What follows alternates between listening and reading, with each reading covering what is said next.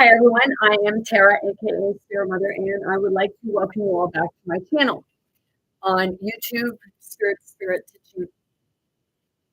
On YouTube, Spirit Teaches Going Within Self. On TikTok, 1974, Enlightened Soul. However, I'm unable to be on my TikTok right now because I guess it's called TikTok jail. My account's been suspended. I guess I stepped in line. I'm also live on my Facebook. If you're new to my channel, I always recommend, suggest, or I really encourage you to go read the description on my YouTube channel, Spirit Teachings of Going Within Self, to get a better understanding of what it is that I bring forward on my channel. Okay. Some of you are familiar with my channel, and some are not. I come in and sometimes I'll use my own experiences and what have you. And today I'm talking about immigration and some history about it. Okay? Right now, there's a lot of talk about immigration and deportation. Okay, and it's a part of looking back in history. Okay, because I was looking in the Cornwallis stuff. Okay, and well, I knew a lot about it before what happened. Okay, now see the thing is, some people think that a lot of people they don't go and research and what have you. Well, my family was connected to the indigenous families that were already here. I have actually a copy of my great, my well, he'd be my seventh, eighth great granddaddy because my grandparents. Okay,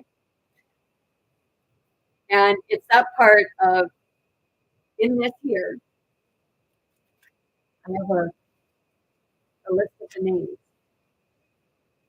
of people that are related, are his great grandchildren, great nieces and nephews.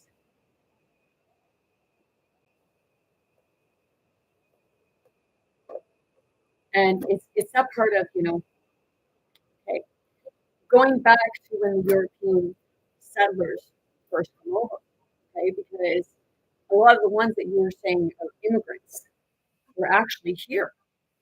And it was Cornwallis who kind of tried to send us all off because in a write-up with regards to my great my sixth great granddaddy, his family, you know, that most of us left and they got rid of the ones that stayed. So if anybody really knows what that means, I do, okay? Because when you read through Cornwallis, it said that in the Cornwallis scalpings, they killed to their no, to their records or knowledge, they killed one person, and that one they scalped one person, and that one person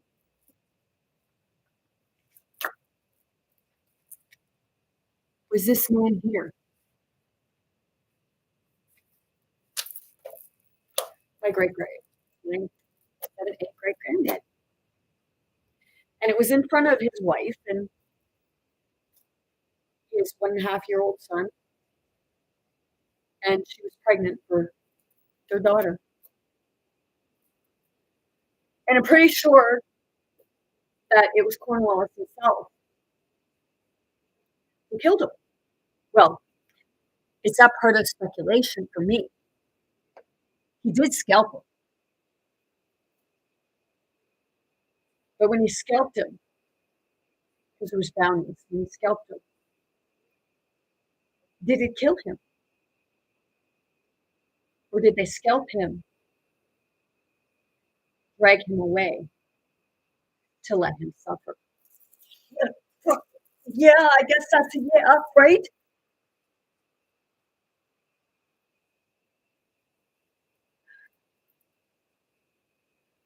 My channel's not for everyone.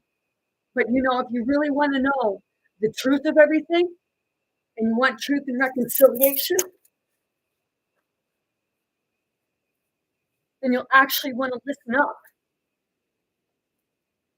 Because he was likely, no doubt in my mind, he's your ancestor.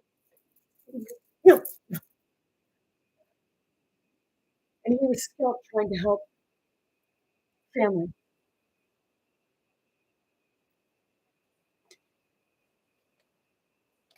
I'll be doing a thing with regards to like Cornwallis, and I may end up getting into that because spirit guides me to where I need to go. So let's see. We'll start off with the first immigration. Okay.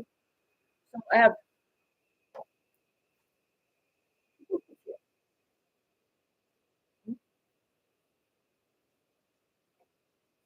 this was Cornwallis's ship in Halifax. I have a list of names.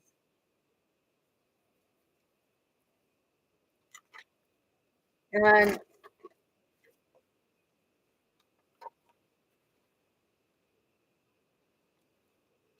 on his ship, it was mainly the British.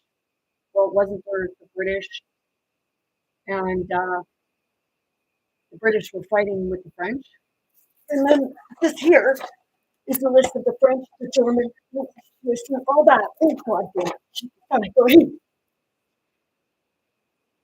But people think I'm stupid.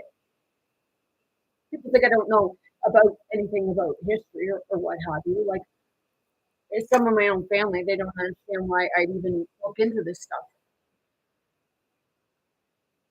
It's not part of, you talk about immigrants. Your family was an immigrant. See? Itu kuliah tuh kuliah sering musuh ya. Ela putu kutu pergi tuh dulu sih ya.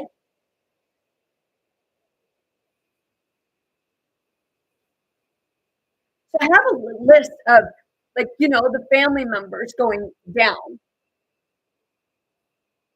from him, my great granddad in 1752 when he first arrived on George's Island, because that's where this man put them. Because they were the ones that were building the fortress on George's Island and all the tunnels.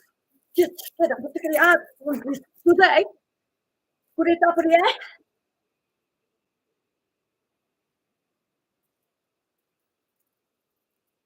seriously.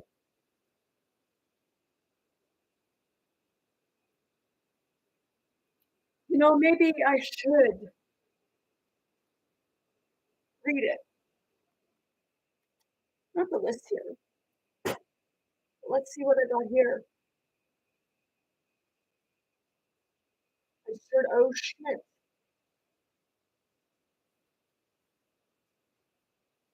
Okay. Right here. The Canadian Encyclopedia. Immigration history. The British colonies. Immigration in the border sense began in Atlantic colonies with the founding of Halifax in 1749. That year saw the arrival of Colonel Edward Cornwallis with some 250 settlers, mostly recruited from England. Well, hey, is that not what I just said? And, I have a list of those people right here.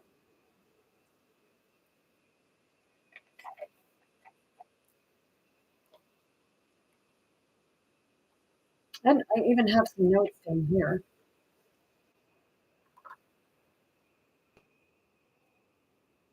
I have somebody highlighted too. See, there's been a war going on between our families.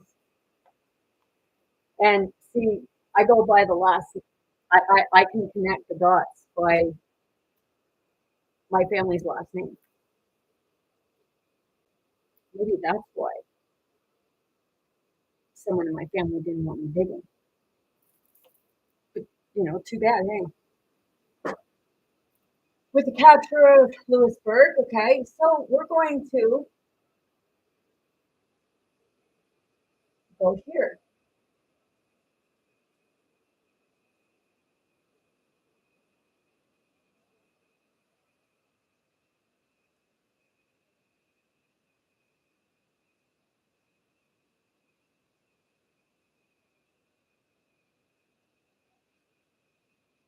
This is Justice Law's website, Government of Canada.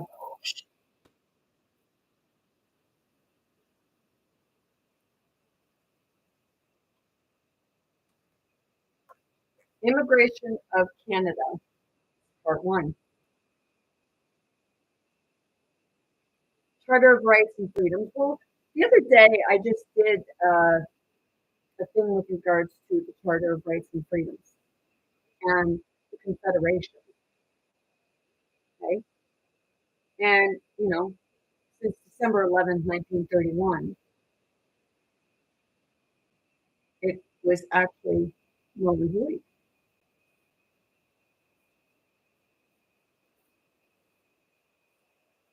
First off, there's something that I want to show everyone.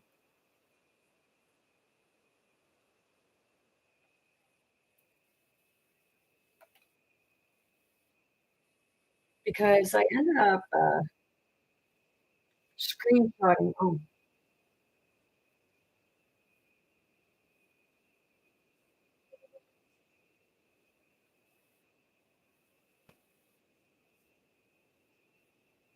see, they didn't start keeping immigration records until 1865.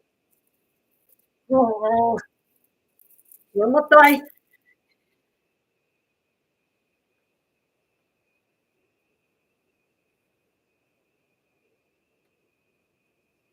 Okay, on this here, part right here. Oh my jeez, no such ethnicities. Quite a few times I said that went rogue.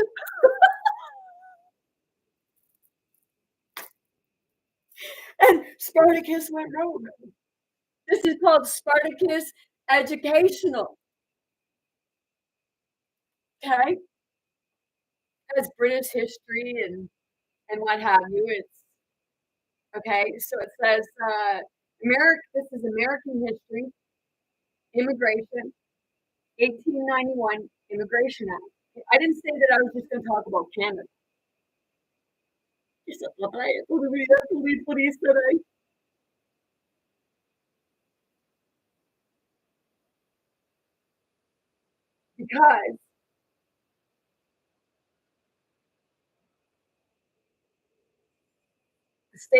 the United States was after after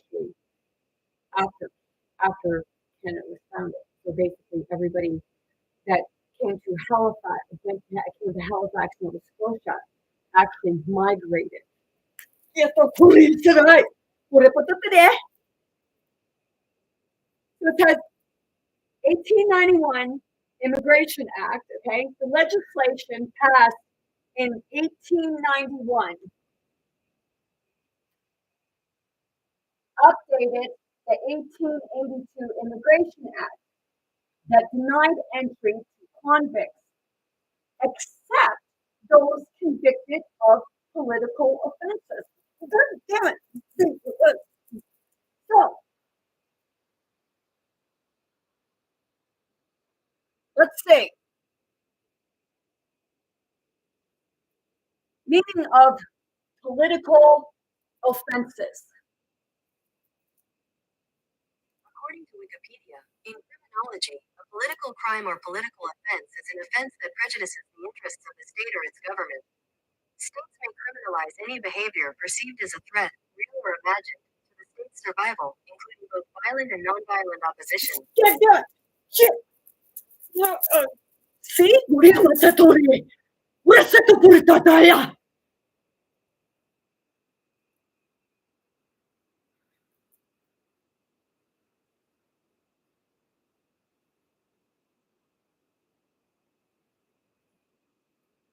Hey, people,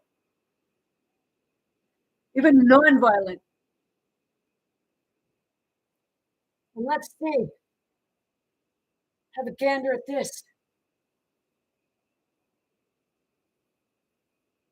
Oh, wrong thing. I excel helps my children learn at their own pace, starting out with easier. Right, wrong thing.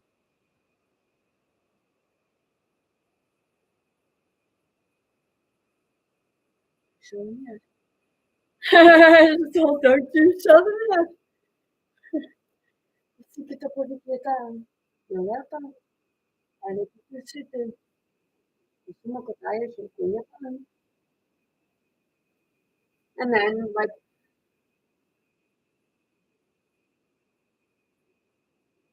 Linux idiots and persons likely to become public charges.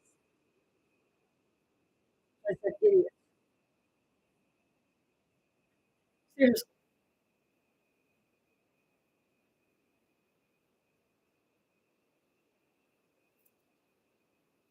Tipo tutorial.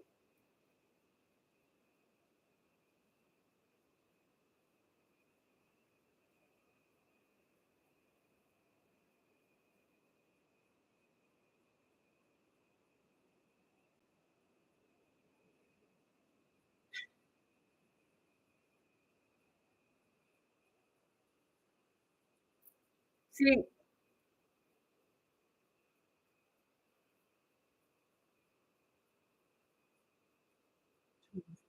let's see if it does.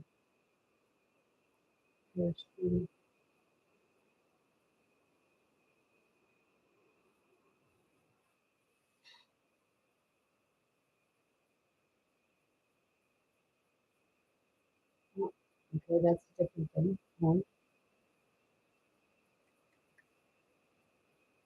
I have a lot of stuff here.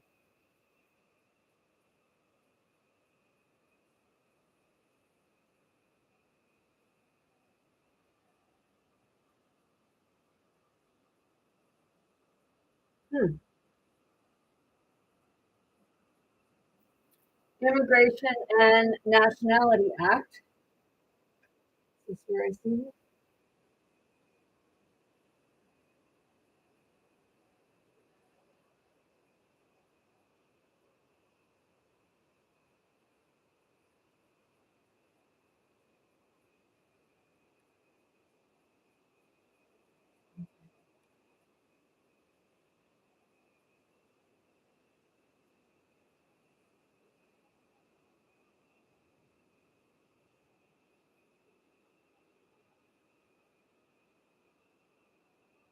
Weird. Okay, they talked about the Paris Treaty. See, I've been looking into a lot of different stuff.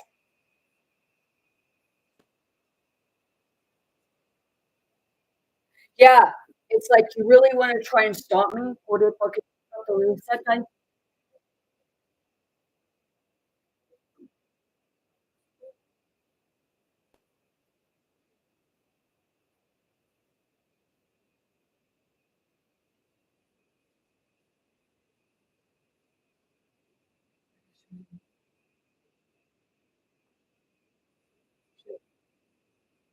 Social culture like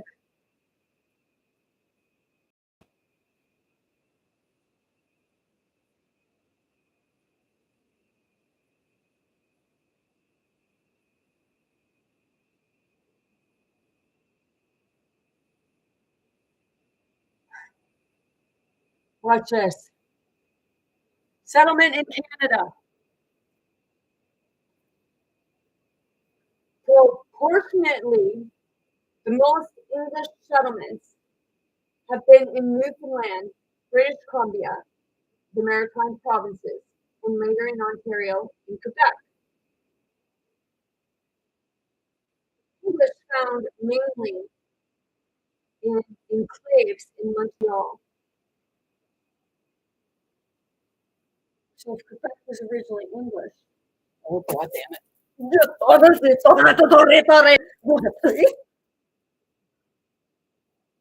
Huh. That was interesting to them. And the Eastern Township. But when they have settled, except in Quebec, see, English speaking Quebecers.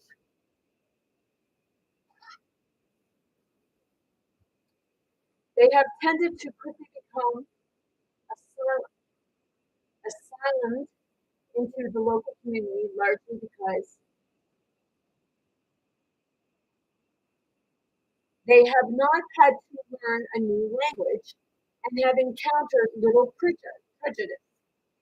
Outbursts of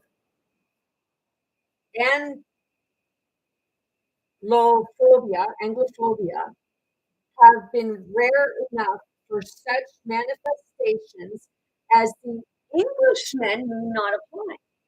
Fun. So, oh God, what is that? Seriously, like the English didn't need to apply, but they're immigrants, but everybody else did, right?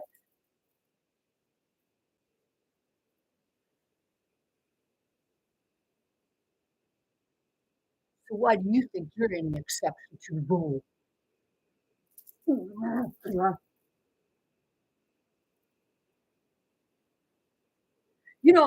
going to say something, okay?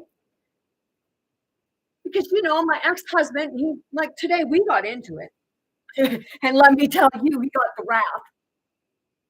And I don't care if he likes me because I'm not really fond of him, right? Because he was saying about with regards to immigrants, he said, "Well, you didn't give me time to say anything." Well, yeah, I heard exactly what you said, and because I got pissed off at you, you tried to change your mind. I ain't fucking stupid, Donald Trump. Because you act just like him, but you say to despise him, so I guess you despise yourself, right? Because you act just like him.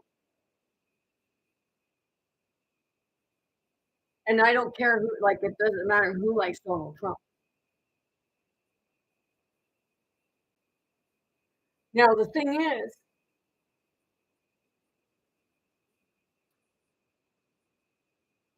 his family was living in England. And he was born in England. So, hey, dude, and that's what. Well, then I guess you better go back because you're an immigrant. Just up with that, hey, good eh?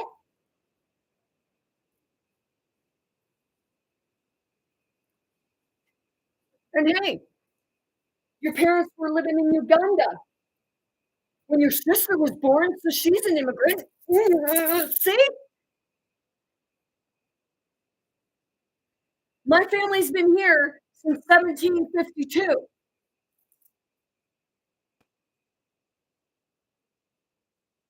And some of them went back and fled for their lives. And now they're coming back.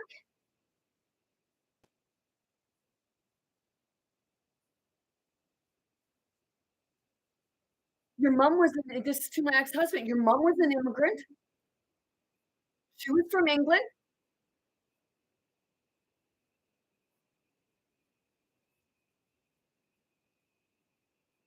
So it's that part of, hey, before anybody goes and throws shit and shade on immigrants or who you say are illegal immigrants, because, it's your government who's bringing in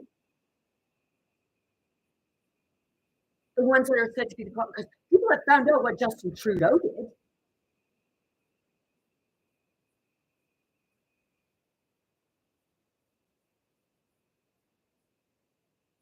Because you think that because they're illegal immigrants, nobody should be considered an illegal immigrant. There's people that set borders and boundaries.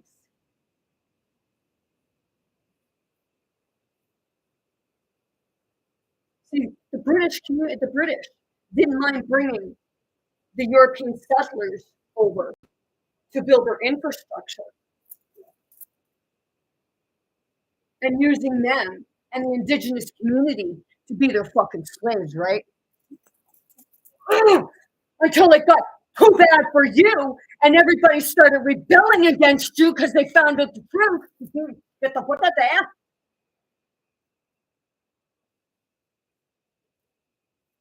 Freaking hot. Job notices of the early 1900s to have passed into prairie legend as picture. Okay, let's read this. We'll go to the beginning. Okay, so here it is. British Home Children, Church Army Party of youths from Winnipeg bound for farms. Roughly around 1920, near Winnipeg, Manitoba, Canadian government motion picture bureau, library and archives. Shit. That's a picture here. Shit, that looks it looks all it looks it's all boys, and not one of them look happy. And that was group of immigrant boys en route to Stratford, Ontario, 1908. Well, wait a minute. British Home Children, group of boys en route to Stratford, Ontario, Library of Archives. Where were they taking these boys? Where were their families? And why just all boys? Fucker! Yeah? Puta pureta, tu możesz ja sobie nie to lata, daj?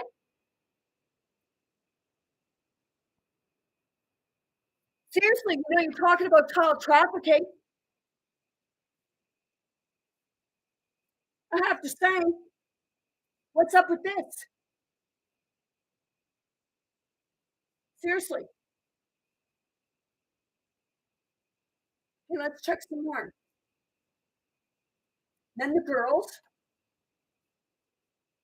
but they're all girls.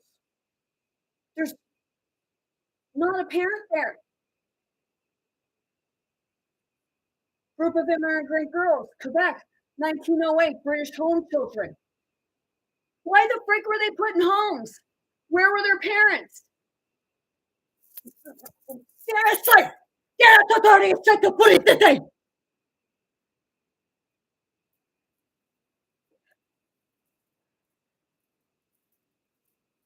I'm fucking hot.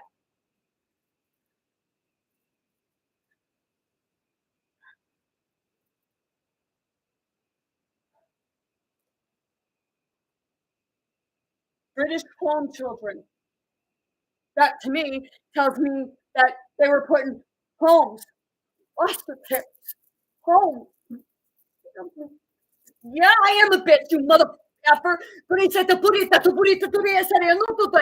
This is spirit to spirit, and they know who exactly I'm freaking talking to. And if people think that I'm a raging lunatic, you might want to know what you're freaking witnessing and watching.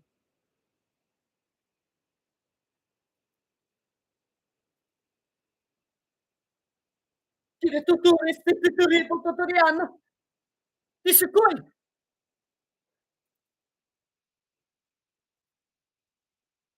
Check another picture.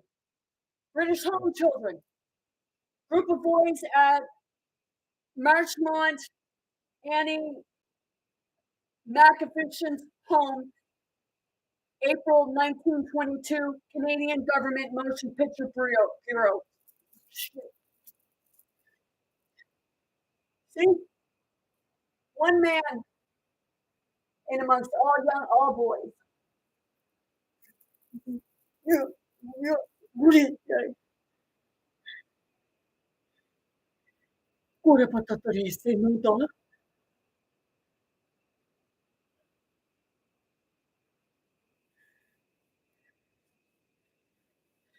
British Home Children.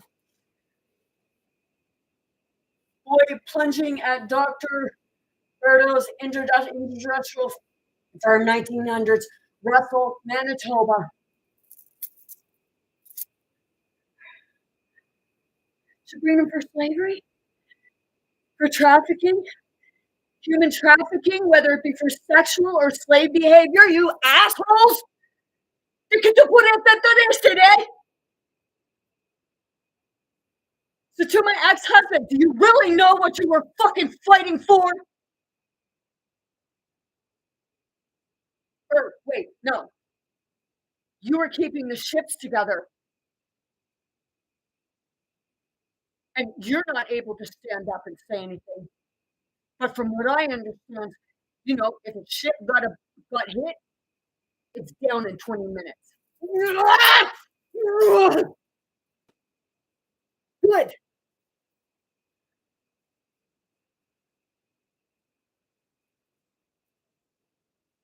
But you care about people?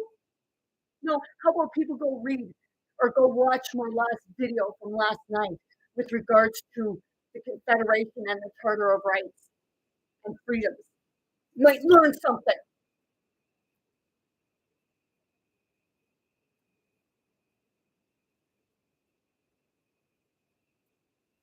Home children, group of boys working in the field at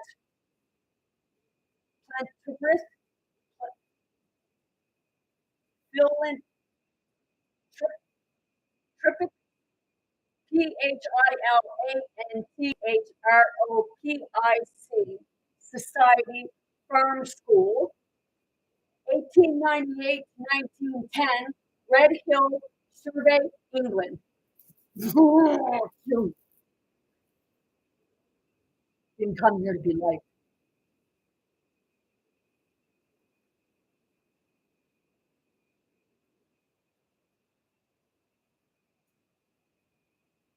British Home Children, Church Army Party of Youth from Winnipeg, bound from Hot Farms, 1920 near Winnipeg, Alberta. Is this all the pictures?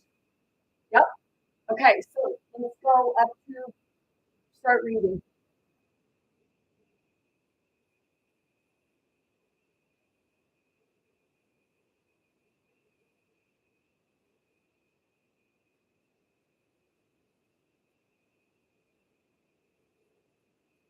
And I also looked up the family of founding fathers and how John McDonald was a founding father.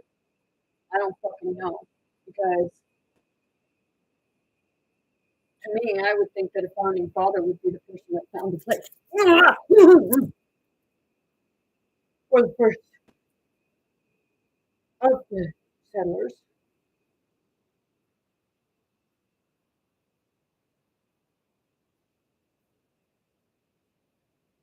English Canadians. The English were among the first Europeans to reach Canada's shores, which they came over right here with Edward Cornwallis. Let's see. We're going to take a ride to Edward Cornwallis.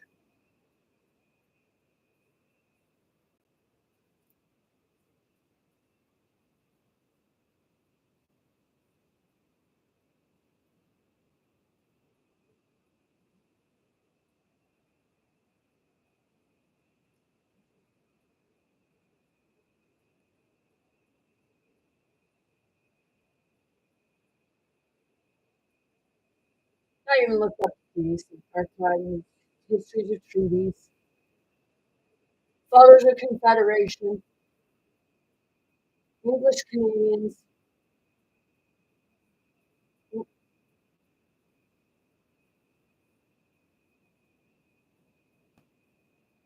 go, Edward Cornwallis.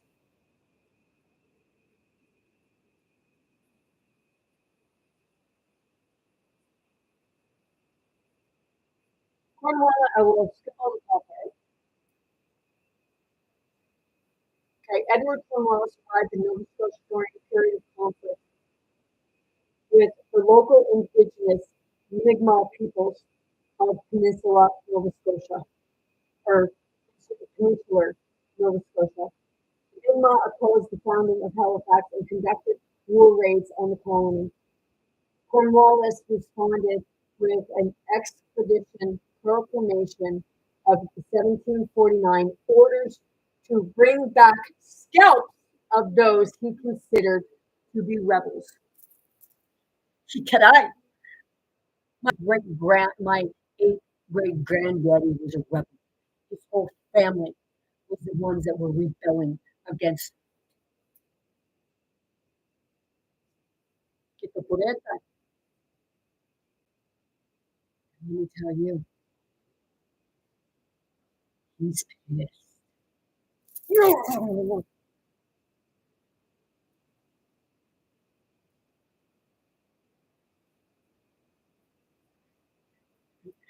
know, when I went to George's Island, people may not believe things, but I came face to face with him. You scalped him, you drug him away, you locked him in the prison in George's Island, you skinned him alive.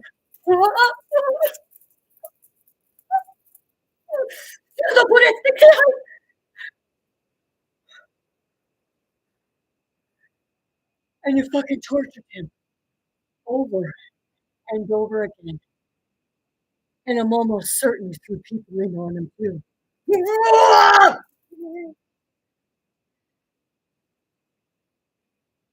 So he committed heinous crimes. He went fucking wild.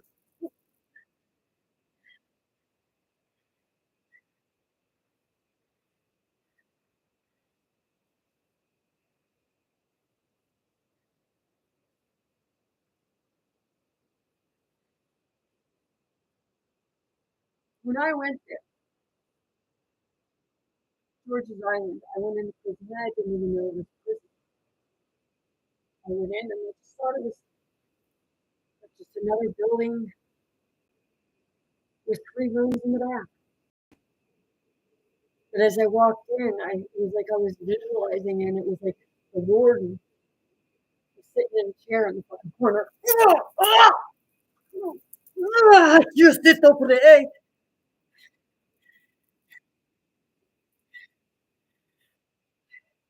And I think when we went there, because I went with my ex-husband, and I went in, he went in first, and then he came out, and then I went in after him, and there was a block, like a doorway, and it seemed to end there, out of it, and I walked in, went to the first room, like I was gonna walk in, and I went, oh no, don't go in, and it was like I was seeing a few people in there. And it was almost like they were chained to the wall. Yeah.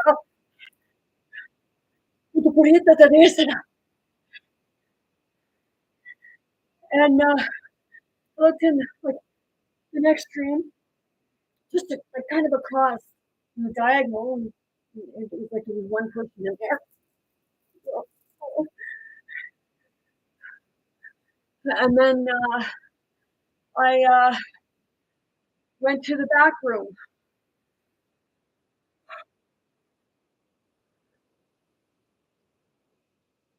And when I went to the back room, it was in the back room, and then there was a little dip back in, and it was like I was visualizing a dog, a real nasty dog. Oh,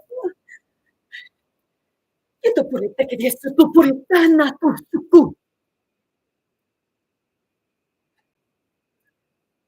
And when it was pitch black, it was basically pitch black in that room. I went to go close, and I was like, no, don't go in. That was a really no, not to go in. So I left. I got the like real heebie-jeebies of like, oh shit, like I could feel it around me.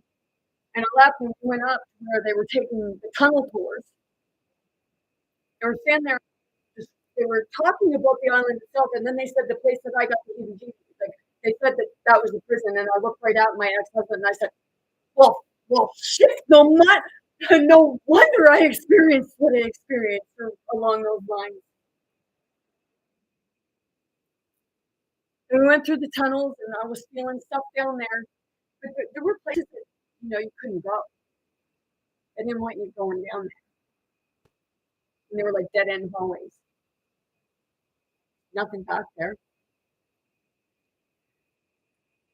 they wouldn't take it like down because they go deep down.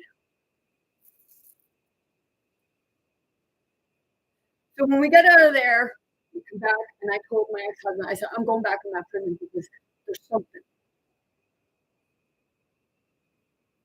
So when I went back, he come in, but through that doorway, he walked first and walked right back to that back room. And he looked in the door, he looked at me, and he nodded his head, and then he went like that.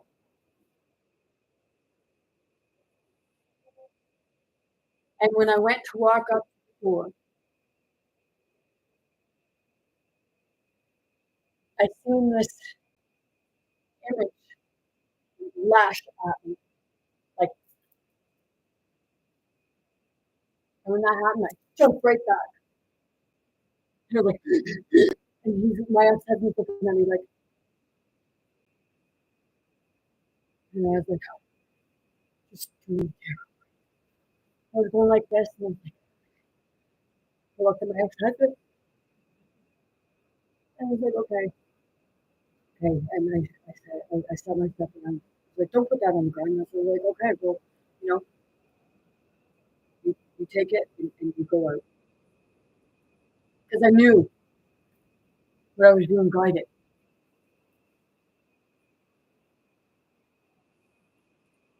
And then I was standing there, and I started getting a little closer, and I was like this, because that's the way I feel. And I started moving, and I started speaking in multiple tongues, multiple spirit languages, because that's how he spoke. He had many forms of languages.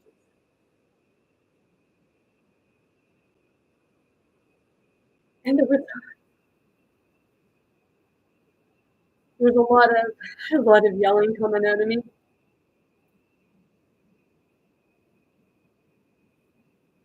And it was a pitch black room. And the more the conversation went on, the two conversations happening. And I watched the room start lighting up, like the sun was starting to shine.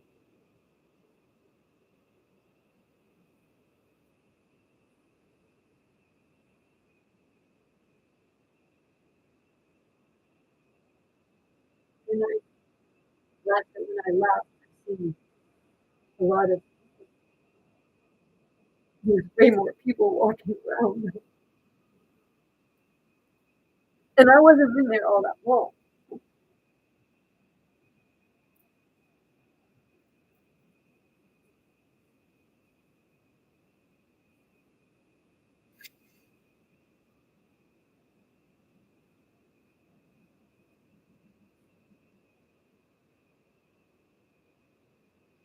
So they tortured him.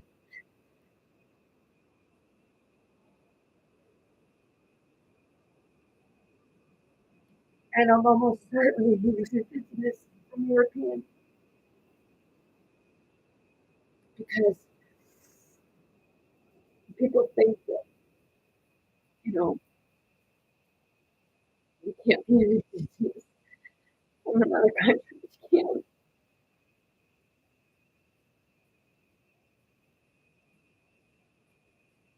They tortured people there.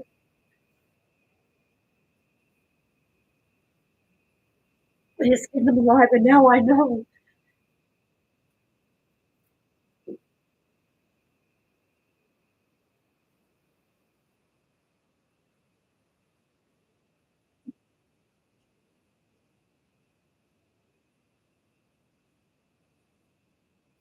that, oh shit,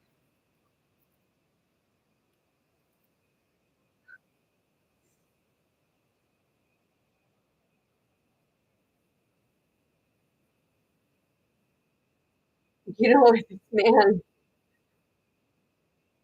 he was the one that made the petition to get everyone off of George's Island.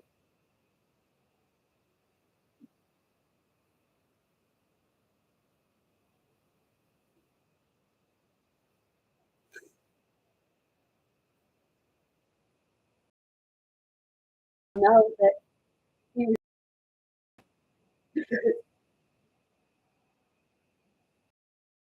this would represent the man skinned alive. Because I had a dream that I met a man with a dog. And it was like sort of a dungeon.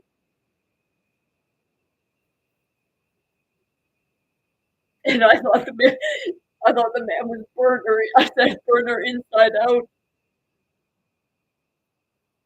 And I got freaked out, and it was like I teleported into another room, and somebody handed me a cup.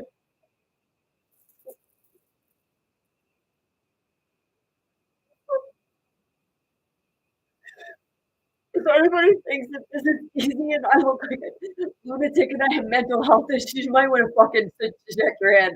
You might want to think twice. I had a woman on TikTok tell me that I had dark energy around. Like, fuck, you think I don't know that? You think I don't know that the shadows are around me because the shadows come to those who can help them truth and move forward? So to my ex-husband, I don't give two sweet fucking shits whether or not you believe in mediums, psychics, empaths, telepaths, telekinesis, or anything.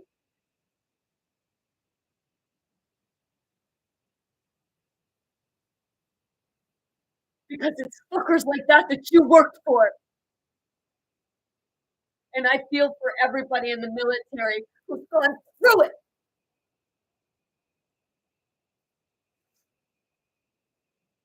Because they recruited immigrants. They didn't mind recruiting immigrants when they needed them for their services. But hey, I read that, only like the Immigration Act applies to, like, with regards to convicts. It only applies to regular people, and it doesn't apply to political offenses. Fucker, bitch!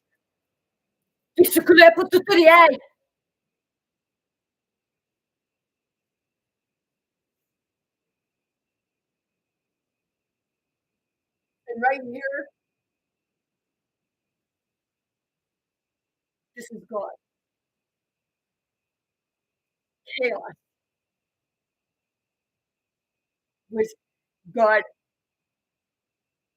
until it came to Earth and the humans fucking people freaking parts of humanity and different things. Is that part of no, like, no wonder it became the devil, right? It's, you know,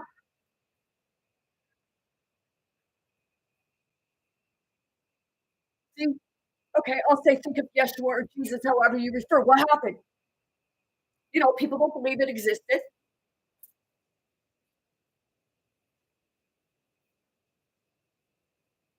But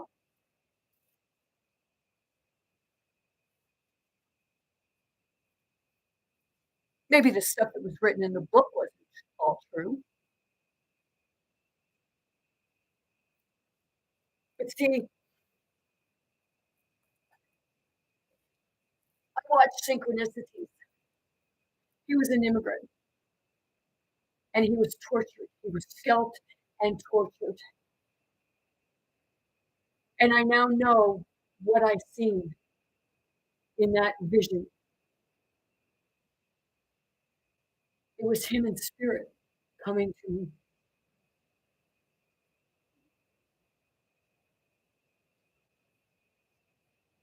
So your biblical history says that Jesus was tortured.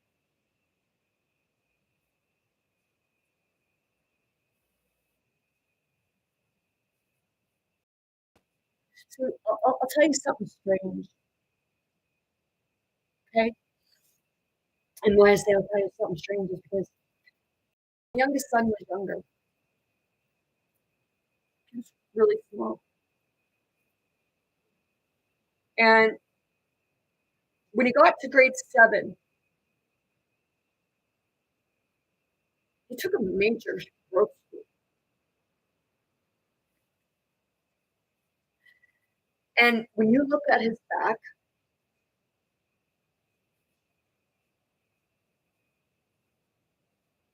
it looks as though he was whipped. People in his father's family said stuff like, "Your mother whipped you." Did your mother whip you? No. But is he bearing the scars? Possibly. Maybe it was a sign telling me something. The same as when my youngest son, or sorry, my oldest son, when he was born, my grandfather never gave anybody anything, not even his own grandkids. But the day he was brought home from the hospital, he came up with a blue snowsuit for him. And people can say, well, no, he gave it to mom. No, he didn't. Grandpa gave that snowsuit to me for Christopher. Didn't say me.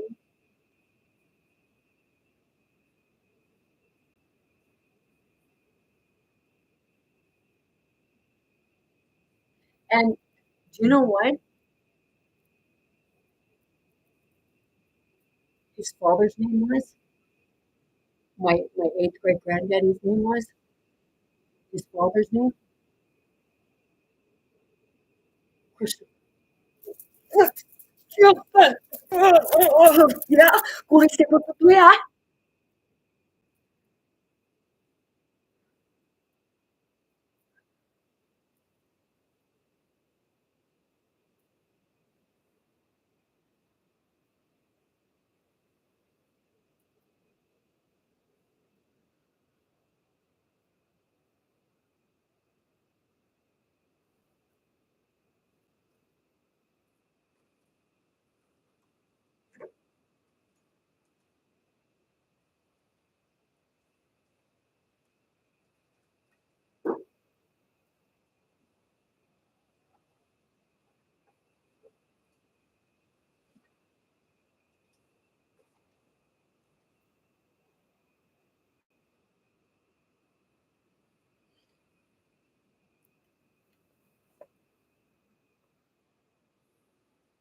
Can you see those names on there?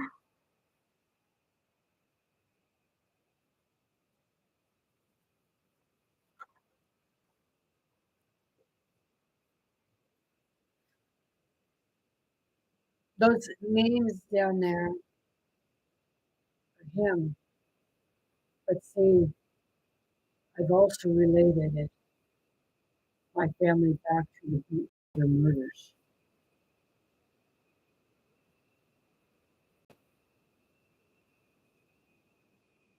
You had it up from a family, didn't you?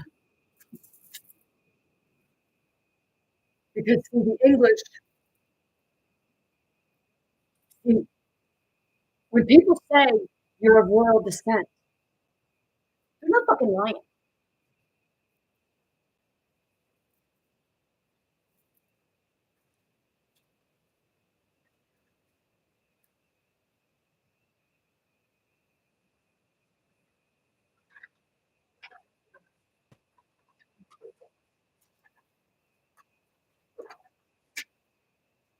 See,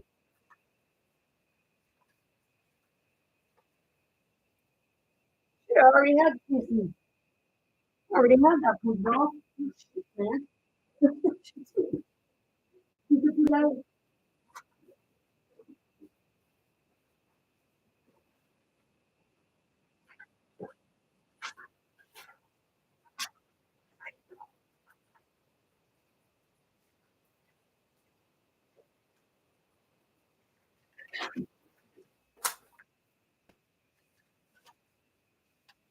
See, to my family members that said you don't know why I look into this, because everything was stolen from our families.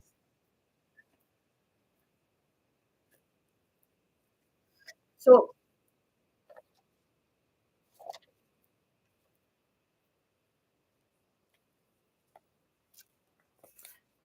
name right there.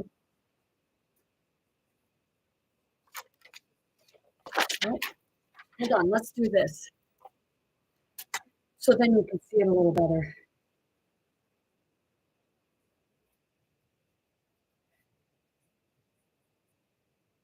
See, this is what the war was. You know, it started in 56.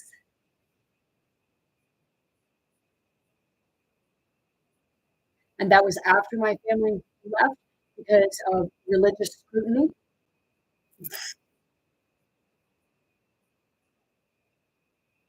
So,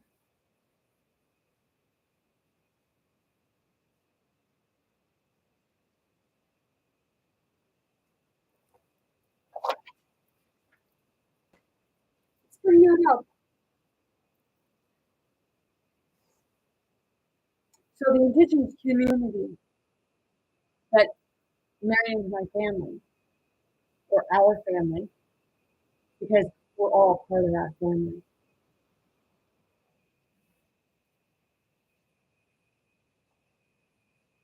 We're already loyal to be loyal. So to the one that was at the Genealogy Society in Lunenburg, when you mocked my family, because I know exactly that's what you were talking about. Get the victim from me.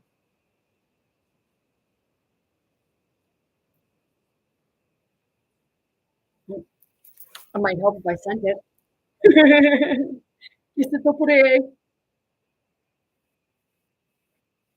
So see, you know, that's where immigration started in Canada.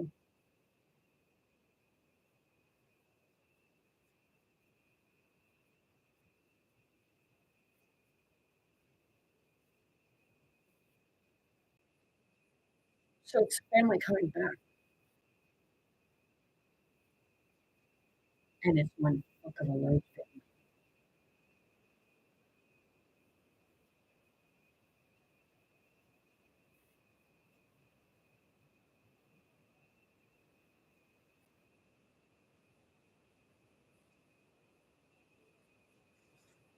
See, I don't.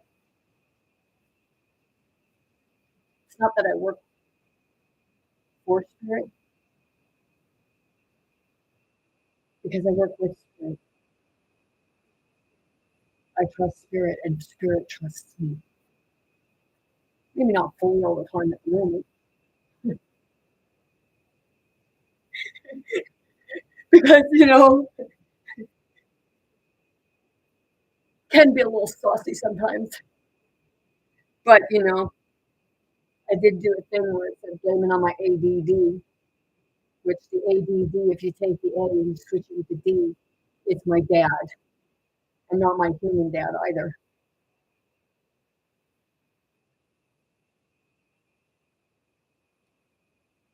Okay, so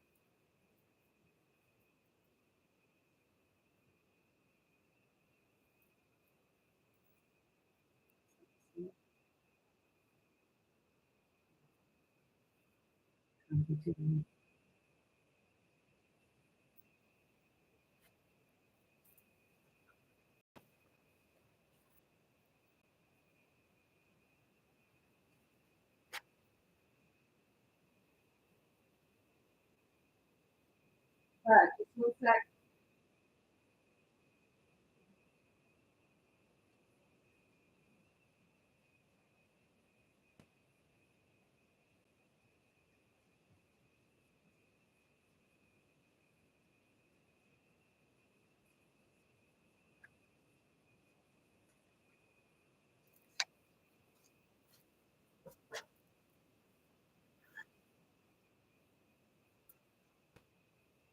Nope, wrong place.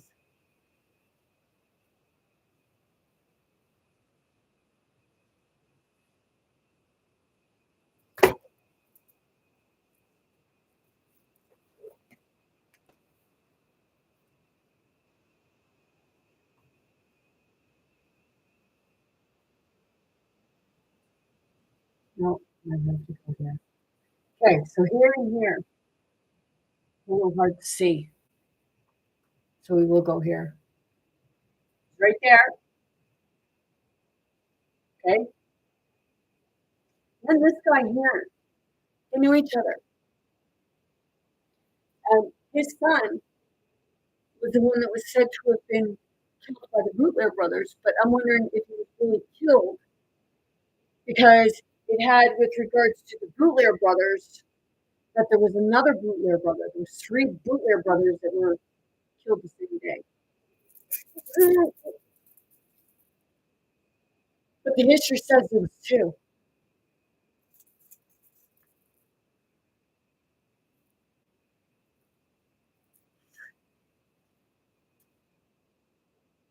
And the Bootler brothers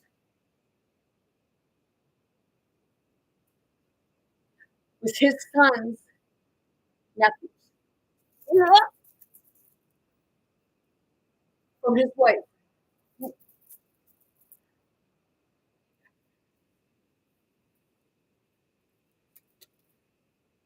Right there. Who started the war? Because I'm sure the fuck it wasn't us. And that's why you want to keep us away. And that's why you want to send people back, migrate them back, because they know the truth. Y tú por esta vez de autoridad.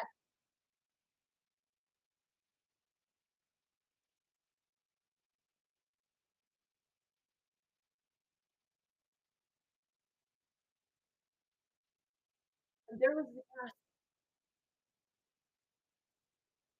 coincidences,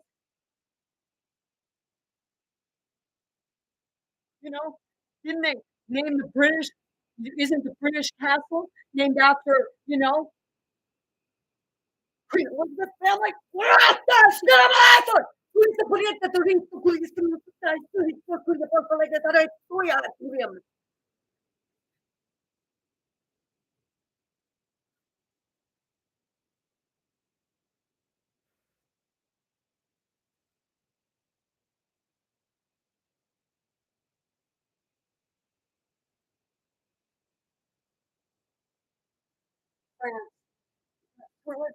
From here.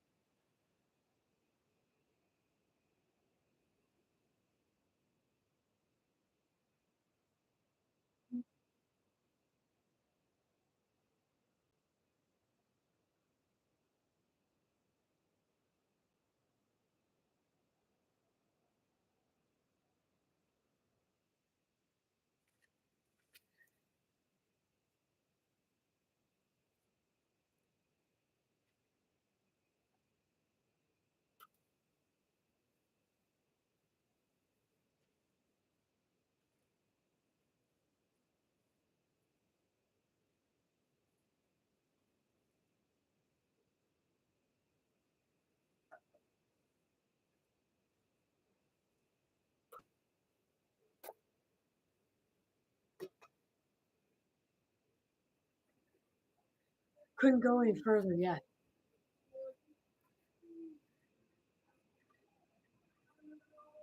Him, but I think I did go back further, and I will be.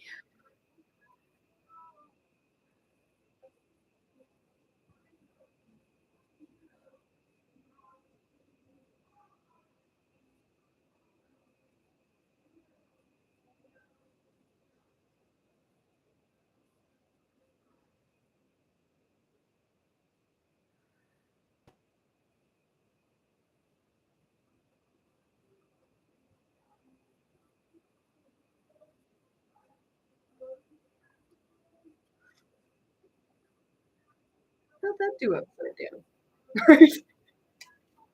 That was weird. No, my phone's right up.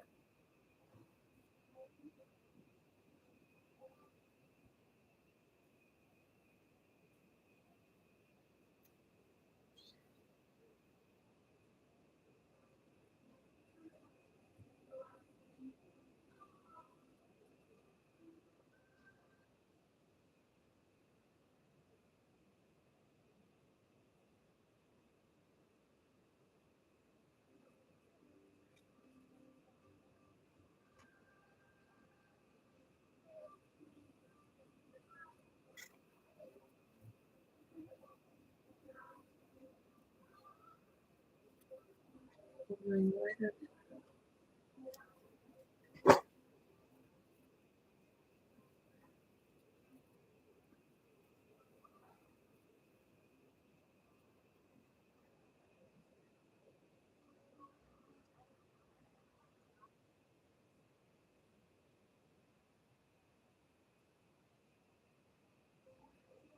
is that doing that?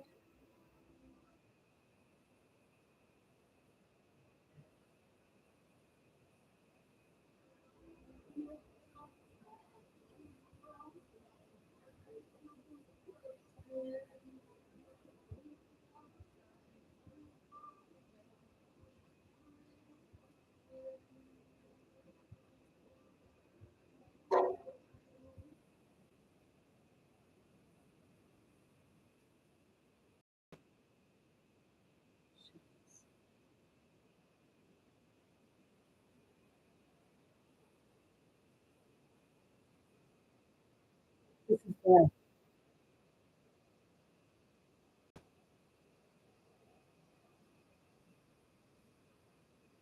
We're not trying to hurt people. We're never trying to hurt people.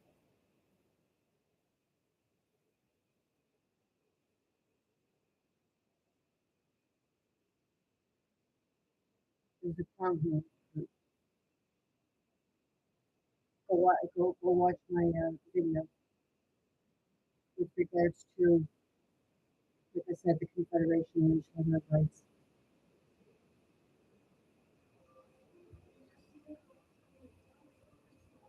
It's that part of it. It's not just my family, it's your family too. Because a lot of your family are, are also the families that came over. I know they married into my family. Some would say they married into ours.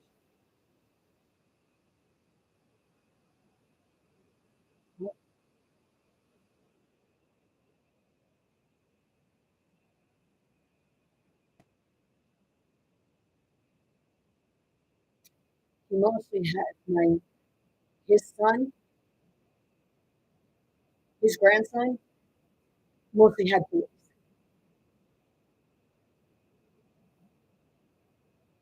and they all had religious seals, big time religious seals, and it didn't mean that they were hurting people because it said they were rebels, they were rebellion.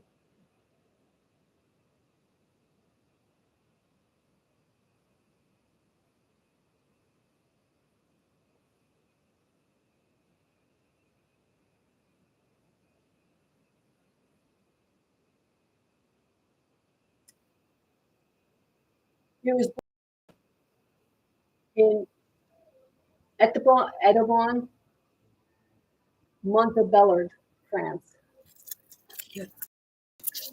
Yeah, shit is right.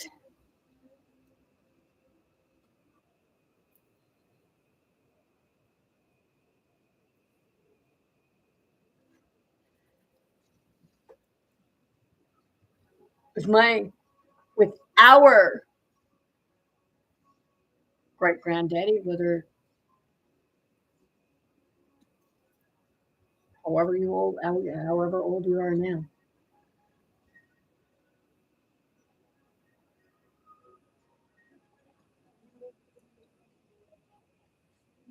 That's what I'm talking about.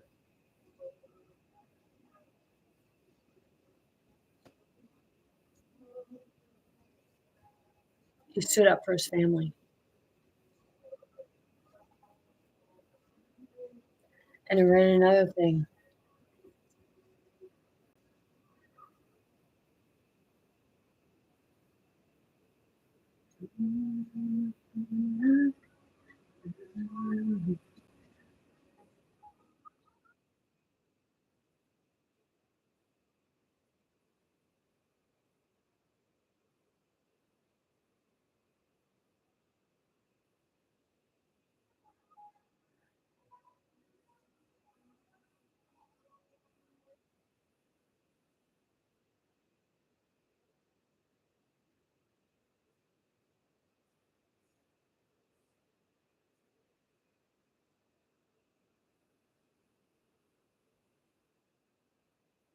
Yeah, I know. Couple grams, okay.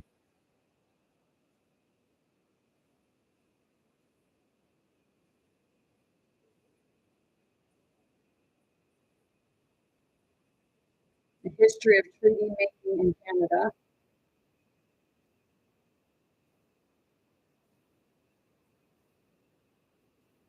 Colonial conflict, British, French era.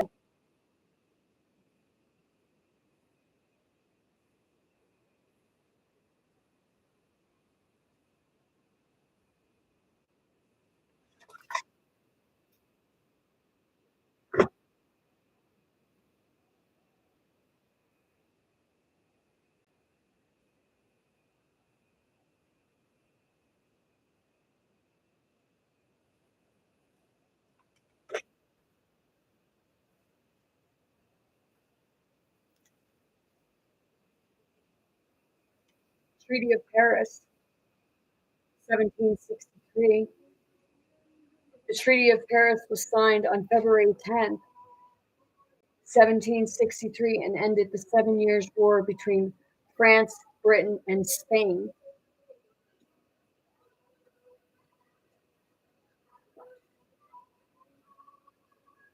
French and the community came together to fight them. Marked the end of the war in North America and created the modern country of Canada. France formally ceded New France to the British and largely withdrew from the continent. So, New France, it was actually Nova Scotia was actually, according to this, would be New France. Oh, damn, fucker. Ja, võistate puri, et tulite kõrima, tulistate tari, turiam.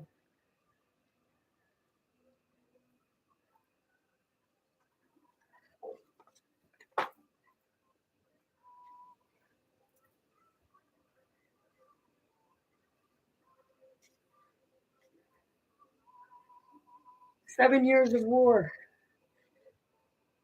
Catch this date.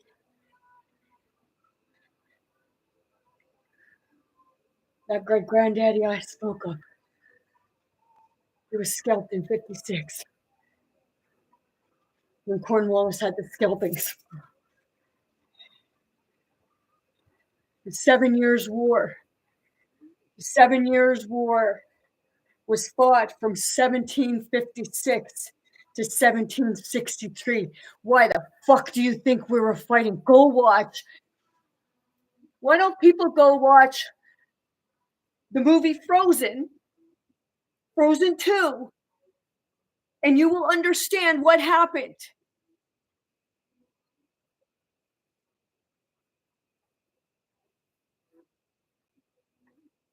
Because I have like it was that part of,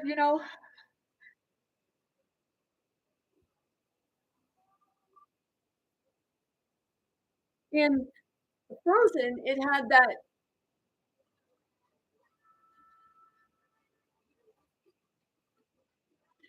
Elsa's grandfather, Gelp,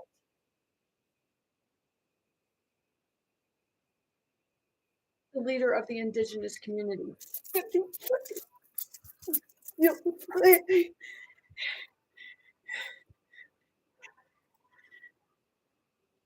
So I understand when in 2017 the woman told me that I had an old grumpy man attach himself to me. No wonder he's fucking grumpy. Ugh.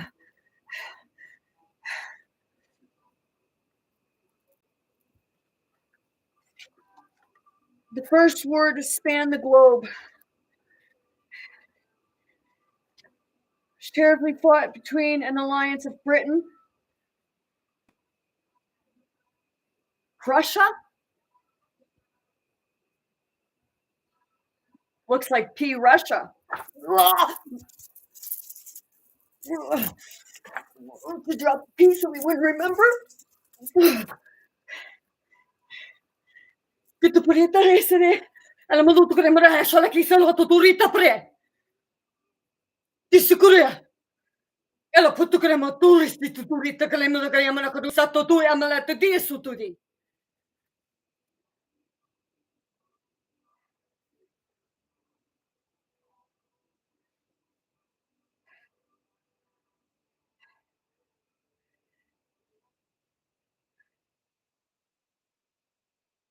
But there was a pre-Russia and a Russia. Okay.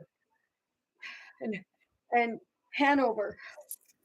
This was who was with the fought between the Britain,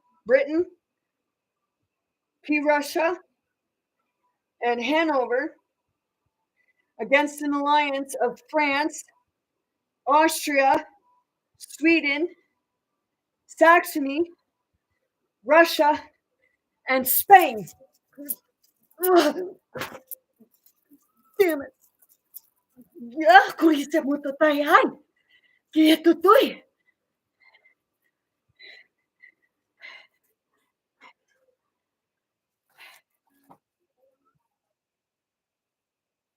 France and Britain were especially hostile enemies. Yeah, I wonder why, you assholes. And it's not the people, because I feel for the people, but you were led astray because my family is part of your family too. So you're fucking over your own family for in the name of your queen? She ain't your queen. It was never legal.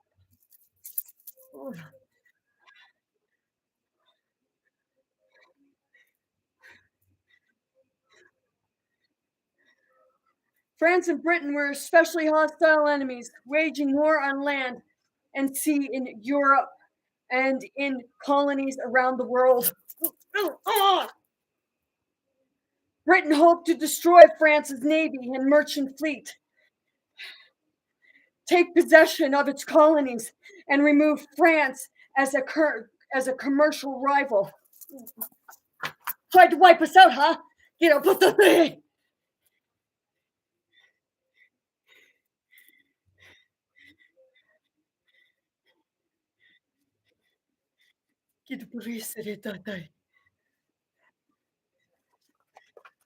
How's it feel picking on a woman?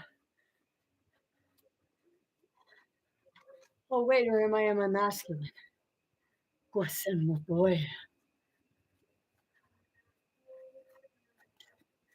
Much of the fighting took place in North America when the European powers clashed over possession of their colonies. So it was us. They stole the land from the people.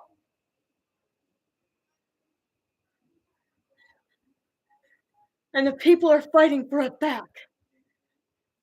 And you say that they're immigrants? No.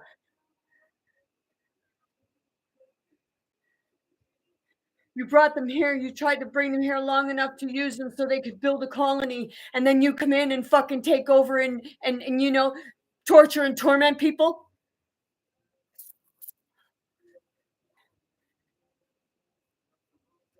I mean, that's why part of my family didn't want me finding it out. It's like, shame on you.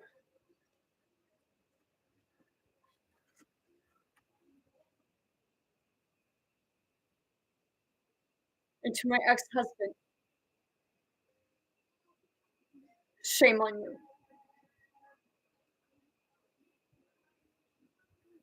When you have the audacity to tell me that you don't want to talk about politics and spirituality or anything that I want to talk about or anything I have to say, why is that? You know, afraid you'll lose your pension? Or wait, is it because you have more money than what you let on? Because a lot of people tell me you do. And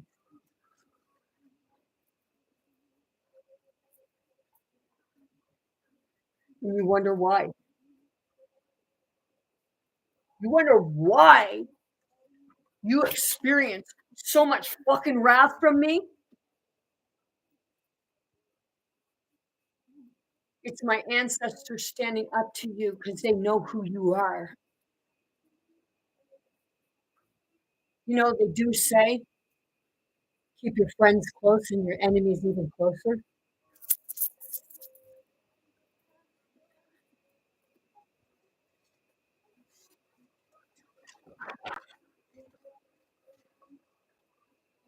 It was important yesterday, and I'm not alone in this.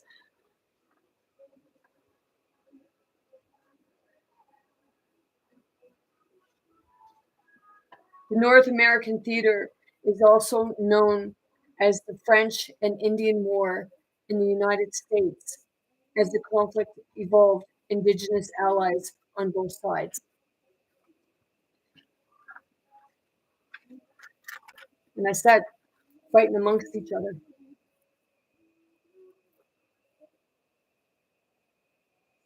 You know, Cornwallis did buy some of the Indigenous community off because he had them scalping people too. See?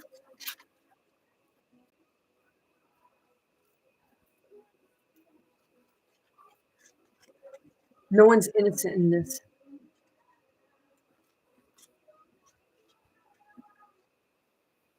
It's that part of seriously. And there's a lot of talk about what's going on. So it's, if people want to have shit want to throw shit at me, if I say something about the Indigenous community that may have a negative side effect or what have you, well, we were all married amongst each other.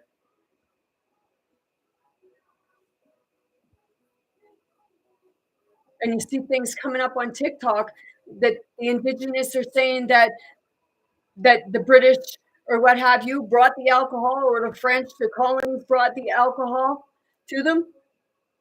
They didn't make you drink it.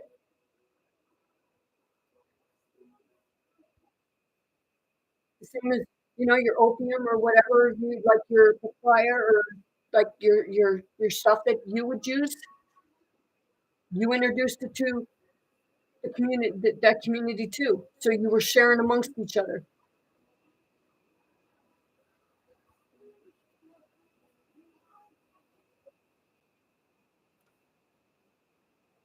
So each person pointing fingers at one another. And I might look like a white woman. It's that part of know my history, know my ancestral line.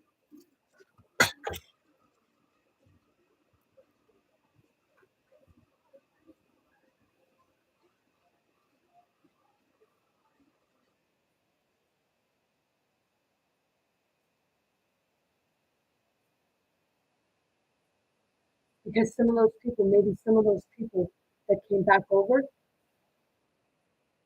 maybe they had already been here because we were all migrating all over the place.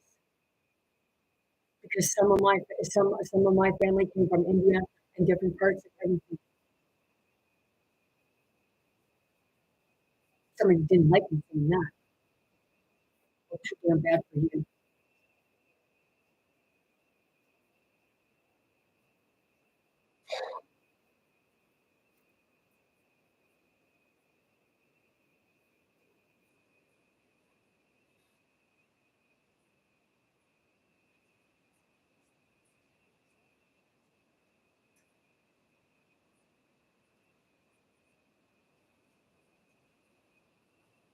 And I know if you'll see this, maybe that's why I get dirty looks.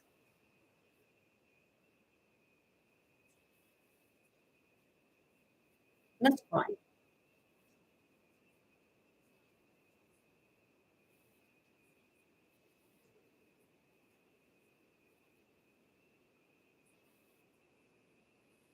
Am I siding with one or the other? No,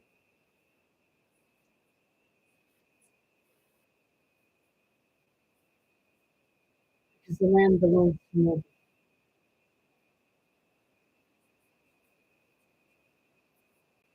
It belongs to spirit.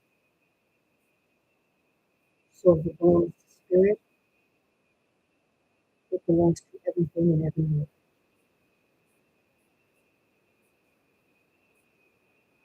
was never to be segregated or put in settlements.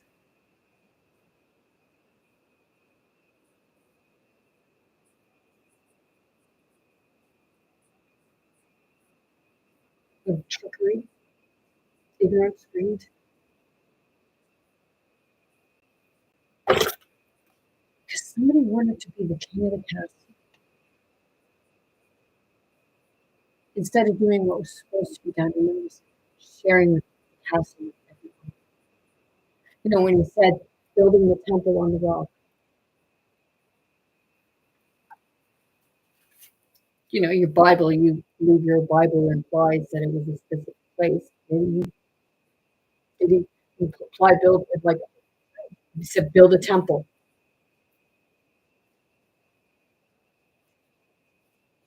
But why would he say build a temple if he was of no religion? And he did say that about tearing his temple down and he would rebuild it.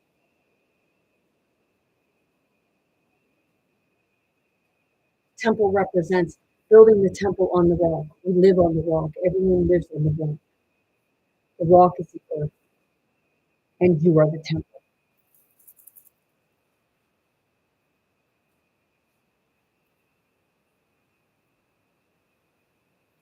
And that's what my family was teaching when they come over here. And when I say my family, I mean every one of you. Your ancestors. But we were called witches, demons, warlocks. You know, they even watch, if you watch Frozen 2, you will find out that, you know, in the beginning of that, it said, because we could connect with Mother Earth itself and Mother Nature and everything, all the elements, we had too much power.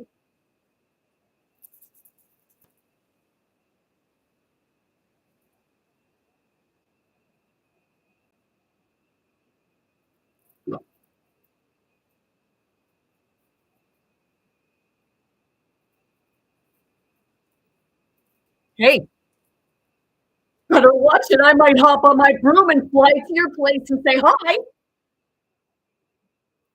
Woo, let's go, everyone. Seriously, we could connect with the elements, and that's what they're afraid of. And they want to suppress all of us because of that. Earth, wind, water, fire. The fifth element is light. And what is light? Light is you. You know, go watch the Fifth Element. She was on Frozen 2. When she did it, she was the fifth element. She was the fifth spirit. What? Kitu porienta essere molto dai. Che la potuto essere. E subito pulisce la che c'è nukutu. Kotoi. Si kitu por anani hasta na nisu la kaya nura fine.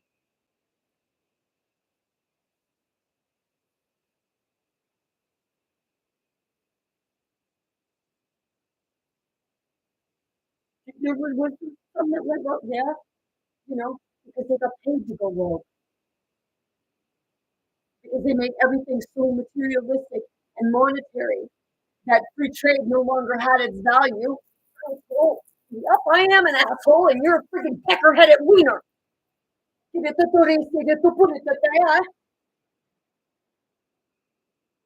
Seriously, you know, free trade. It was supposed to be without natural resort. Here, free trade.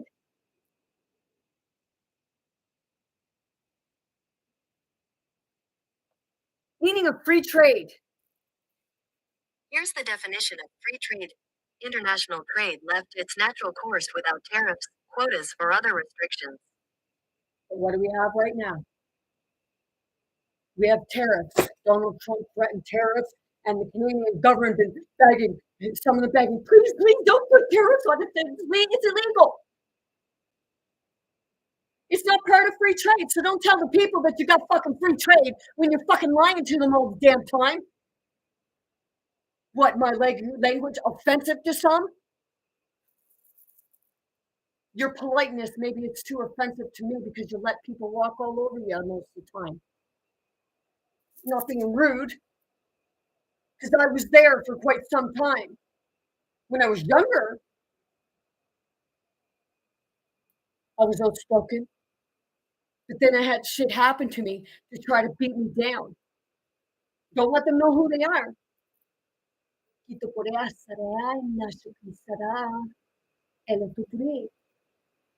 I'm not putting spells or curses or anything on anybody. Although some might say, oh, what she's doing. Well, what? No, it's not. Dito po dito kayang. Suto po rin, tadayin sulit. Sutoy. Speak truth.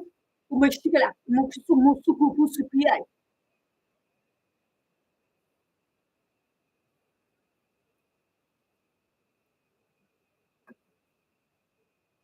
Well, let's see what it says about tariffs. Meaning of tariffs. Here's the definition of tariff: a tax or duty to be paid on a particular class of imports or exports. Not personal tax or duty on imports or exports. Because we've been told, oh, we're working on a deal to make free trade. Are you really? Or are you just giving the people lip service? You know, today, because I was speaking about this stuff, do you know what my ex-husband told me to do? He said, suck my dick. You're a man, aren't you? Makes you a big man, don't it?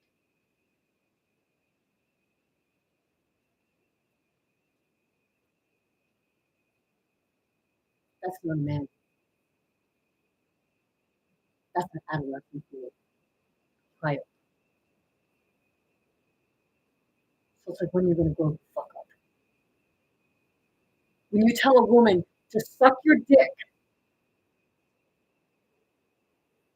because she has an opinion, or because she's trying to tell you a little bit of truth, and you're pissed off and offended, the only reason why you'd be pissed off and offended is if you knew I was right.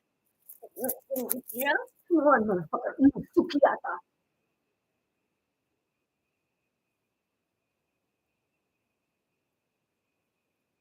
Kita por esto, no listen, no? You think I don't know that you know what I'm saying when I speak these languages? You fucking answer me in English, jackass.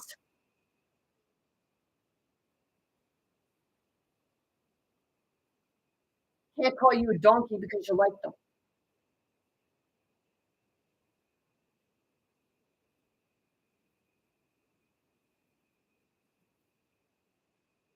Then I'll call you Uranus because you already in this. And that's the arsehole.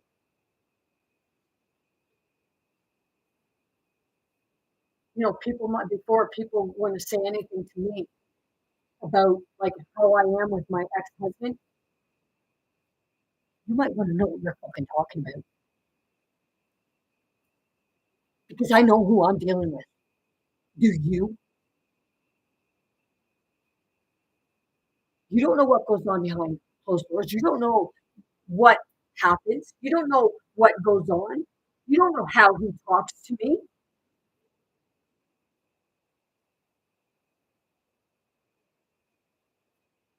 A real man does not tell a woman to suck his dick. And he didn't say it very politely either. But he wears one of those buffalo skin things for the, what is it? The ones that's going to protect women and children.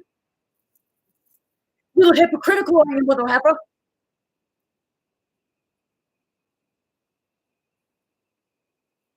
You know, he wants everybody else to forget about the shit that he's done. But he told me today he forgets nothing.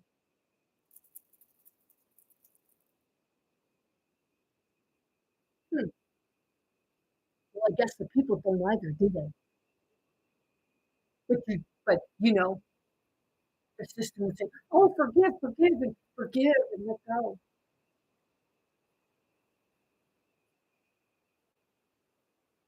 You have to call disaster like nothing.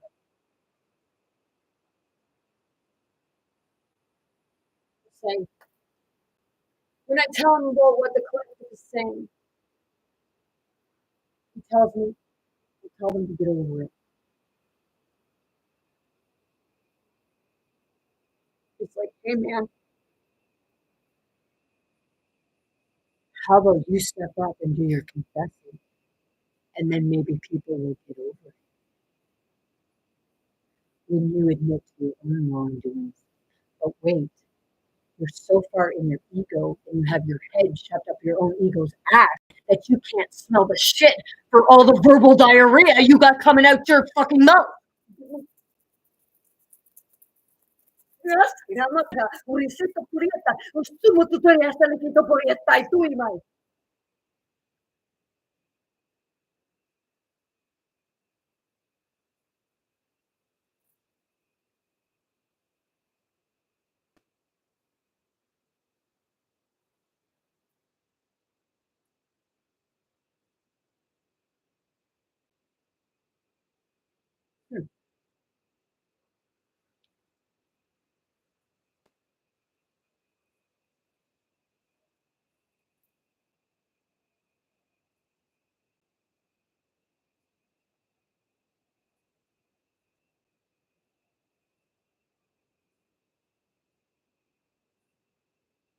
When my channel is spirit to spirit, and when I'm talking to those spirits, it's versions of him. Donald Trump and Elon Musk and those other ones, they're most likely versions of him because he talks shit about them, but like and when you mention Nikola Tesla, whenever you mention Nikola Tesla to him, he gets irritated and pissed off.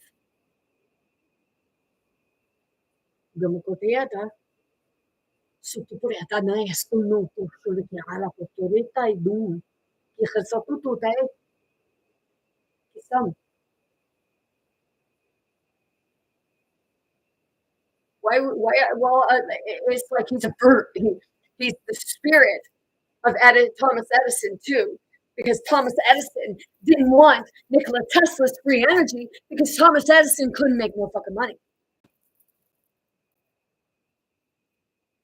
But hey, you're only taught in school about Thomas Edison.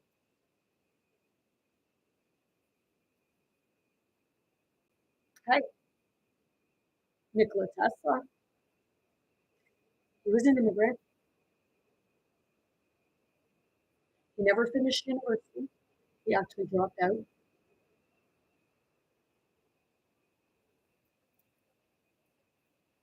But the reason why you have a lot of this stuff today is because of him, but it was created wrong. They took it all and then they tweaked it just like Thomas Edison did. And Thomas Edison, Theodore Edison, from what I looked into, he was connected to the part of saying that, there was too many humans on Earth.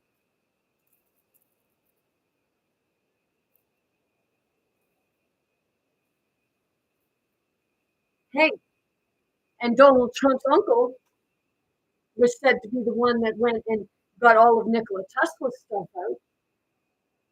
So Donald Trump, do you think if you bring all this stuff that you're saying is AI and stuff like that, all this stuff you say you're bringing out, hey, that's stolen stuff. So you didn't do it. You have no part in that. You just want to get all the glory for it. Seriously, dude. Shoe fits, wear it. because your whole line right back to your great grandfather.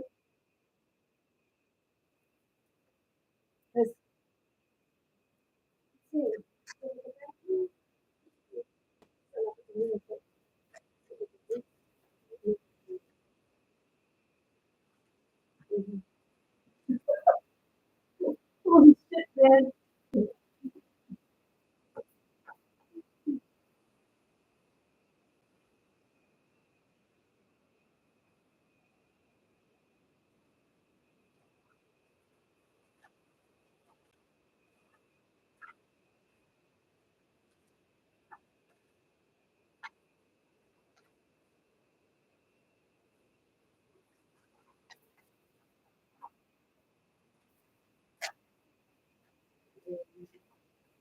Please bear with me a moment.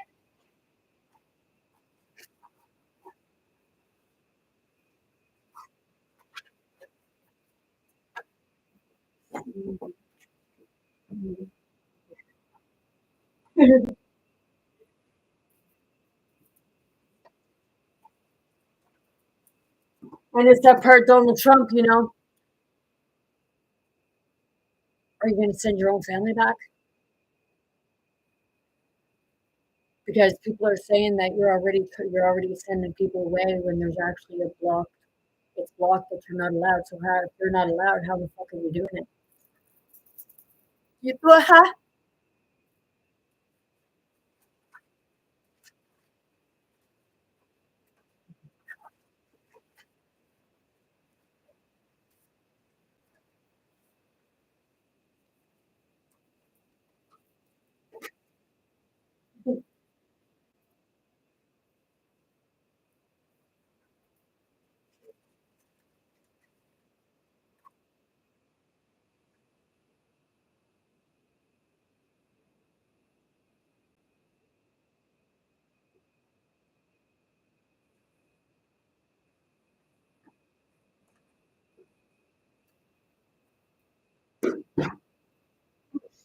Oh, yeah.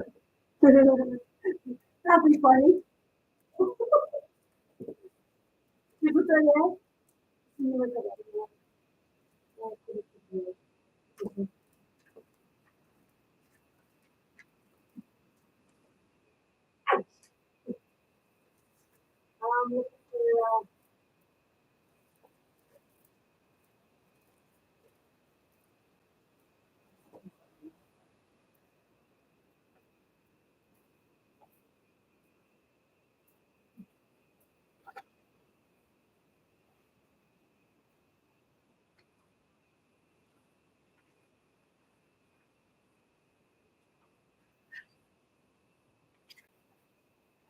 Looking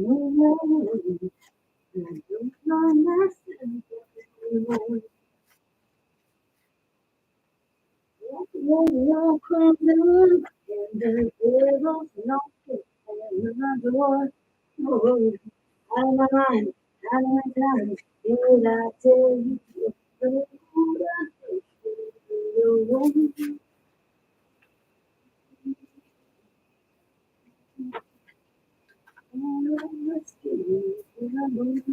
don't you know?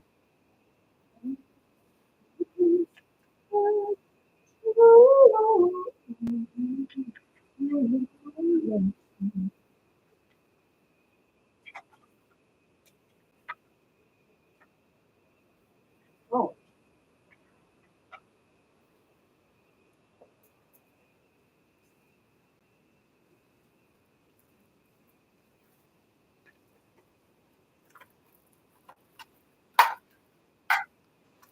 I'm looking for something else.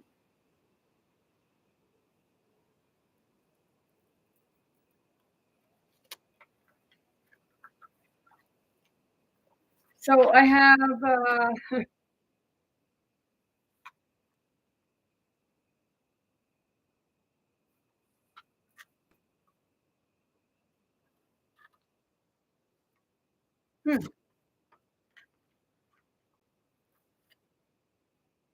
Trump's family is Sophia's grandfather.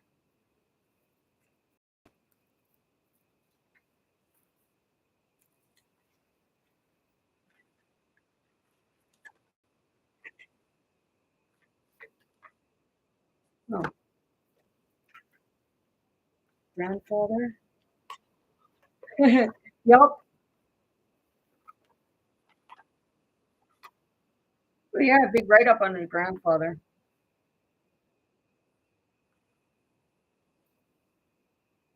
And then I have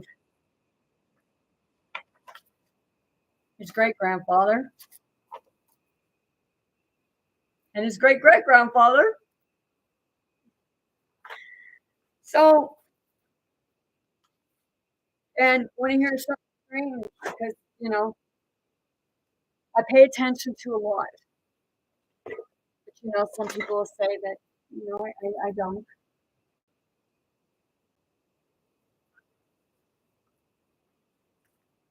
But it's that part of,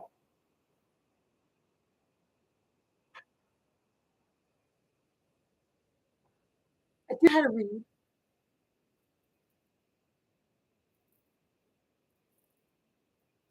I never liked school.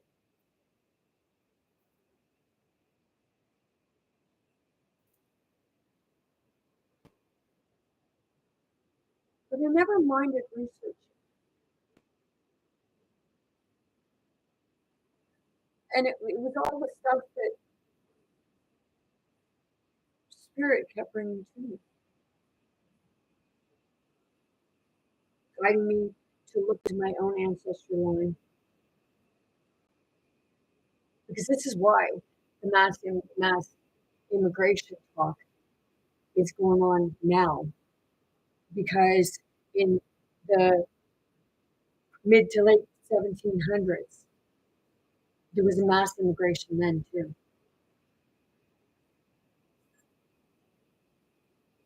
But we became a family and we became too powerful because we started teaching others. The Masons. The Masons were more of the indigenous. They were building, farming, building.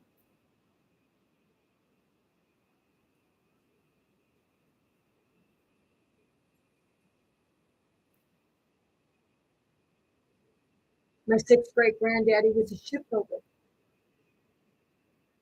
His family built a couple ships that the British were using for military purposes.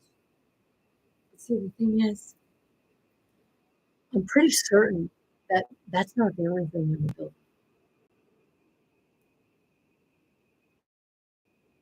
Because my great granddaddy, sixth great granddaddy, he was uneducated. He was illiterate. He couldn't read or write. So he was very connected with spirit. And his family. So they say on Oak Island they're finding all these different colored rocks.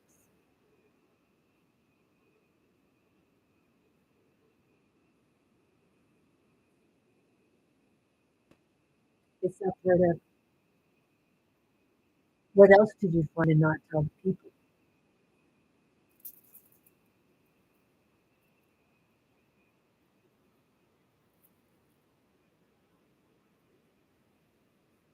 Is there a curse? Well, of course there is. Did you think that what happened on the island wasn't going to create a curse? Lunenburg and those areas there, they were thriving. And then it all went downhill.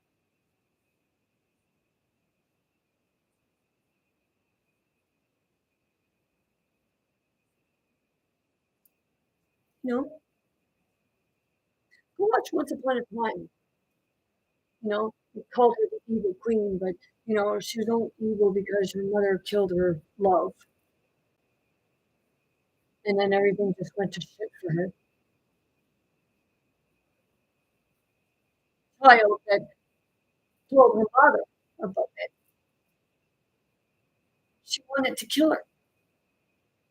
the Dark One protected her because the Dark One needed to get into another world, a world of her magic, so he could find his son.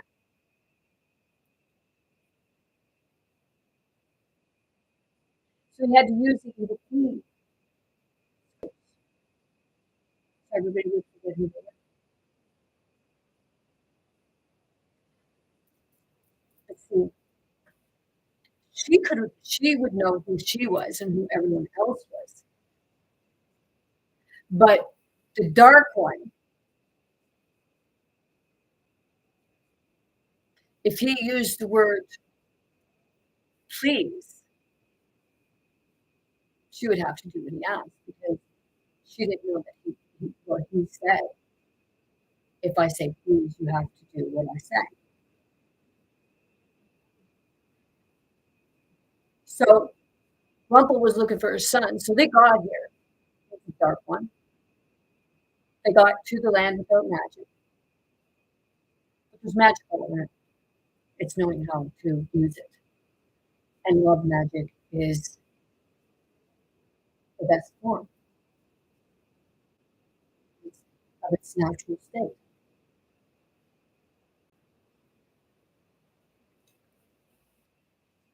So she ended up adopting a son.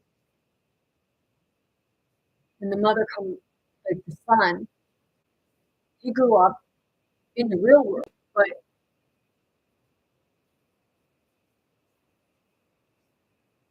feeling like he was in a strange place. Grew up and got a book once upon a time, had all the fairy tales in it.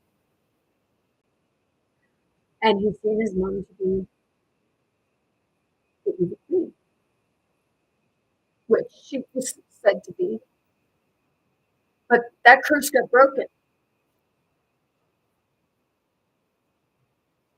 And then there was a few others, they had tried to put curses on.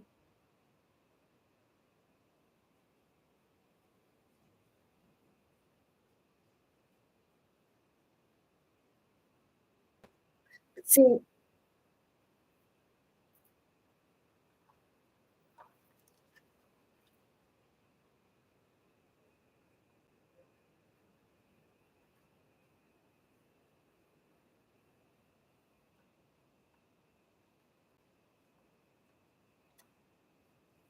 I was shown that curse.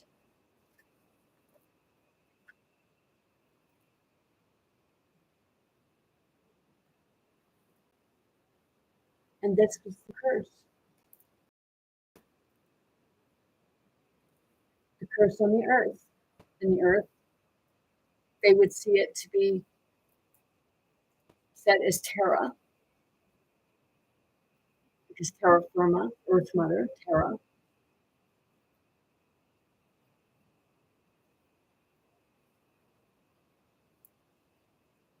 And it was plagued with destruction.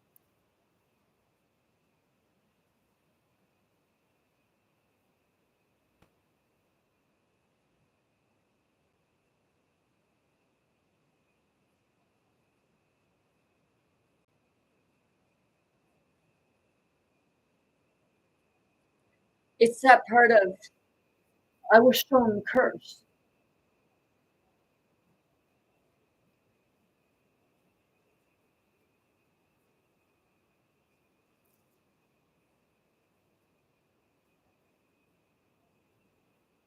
And then the curse was lifted. And some people don't believe it. And that's fine because, this is how it was run. And we were told we can't see it. So now it opened our eyes, our ears. It showed us as the worker ants, the people. It showed the giants as big businesses and box stores. And the egos would be the cock, He didn't tell me to suck his cock. He told me to suck his dick.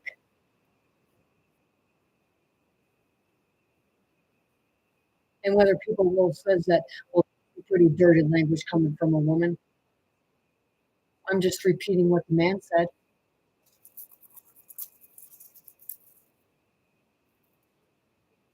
Just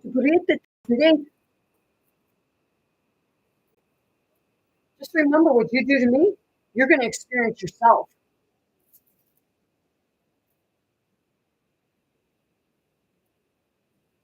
Okay? So the cause would be the ego. And that's the ego. And then for the ants would be the worker people. This is break the sire. So this is two.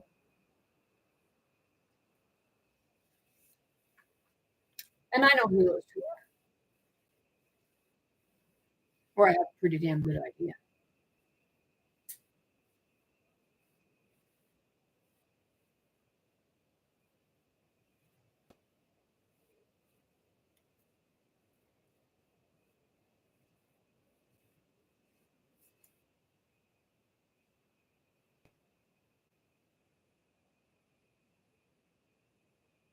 Go look them up. They say they're phantom characters. They're not phantom at all.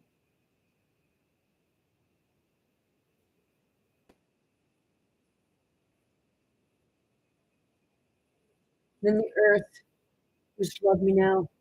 If you come down here, you got the ants, which are the people who worker ants. So, the worker ants would be us as people.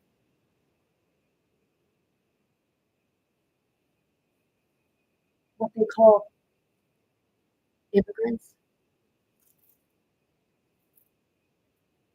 The ones they stole everything from. And that was what he's been showing. That's what he's showing us.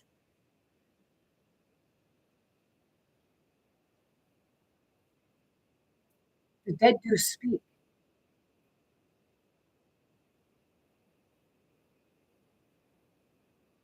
And you're looking for the return of Christ.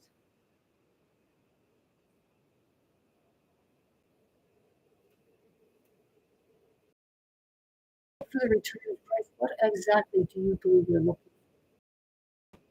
Do you know what, the person really looked like?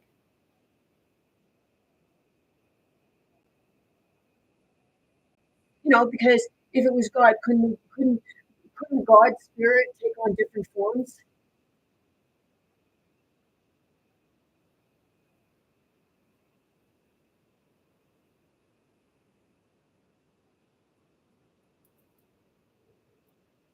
The hearts around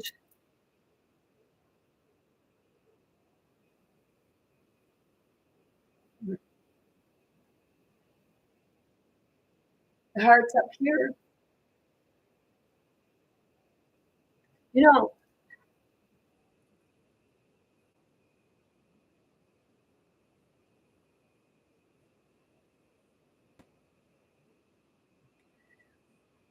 you perceive the devil being one way.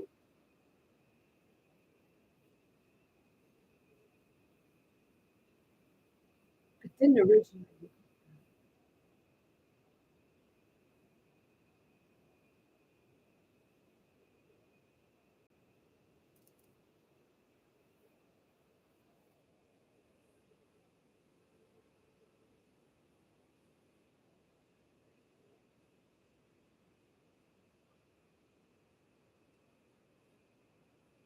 At the heart, which represents the crown. I wear my tiara, my Virginia Creeper tiara with some crystals on it. A friend of mine made. Sometimes I wear that because with the crystals on it and connecting to the earth, which is the Virginia Creeper, it actually helps to keep me centered and balanced. It's like it was representing around the crown. I have the crown.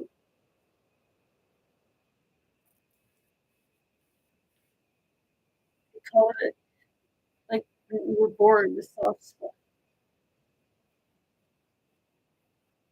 Then it grows over to connection. Gets blocked. Look at the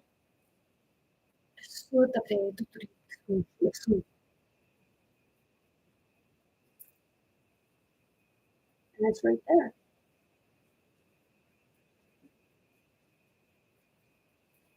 Bird's eye view.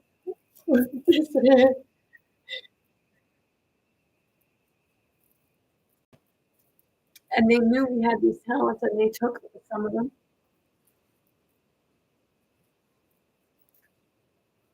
And that's when you had that split.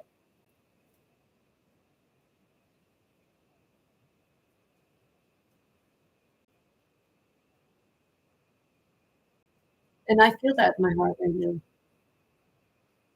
Like, seriously?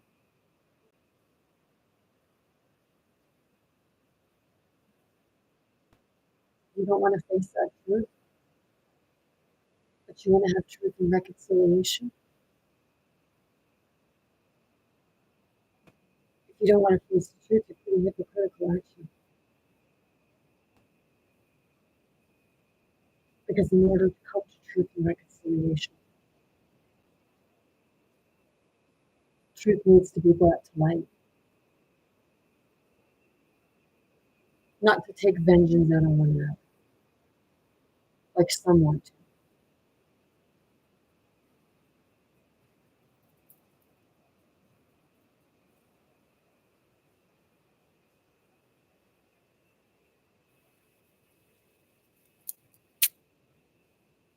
You know, I just heard somebody trying to make us feel guilty. No. If you think that, then I guess you missed the point.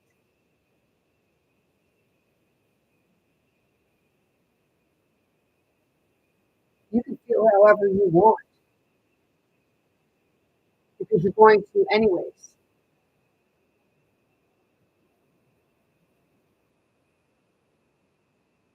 But it's that part of, look into yourself.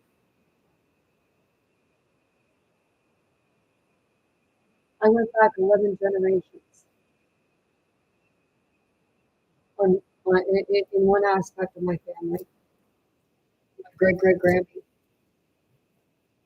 11 generations. And they were all rabbis.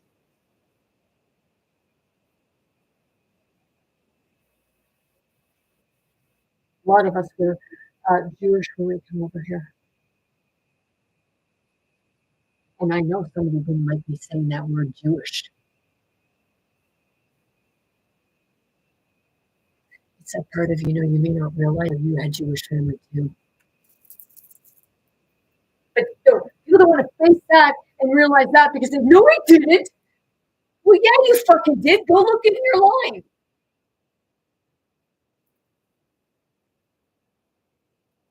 Because you'll probably find out that some married into some of it. Naturally. The Jewish community, a lot of it came from Scotland or Ireland. Guess what? The other side of my family,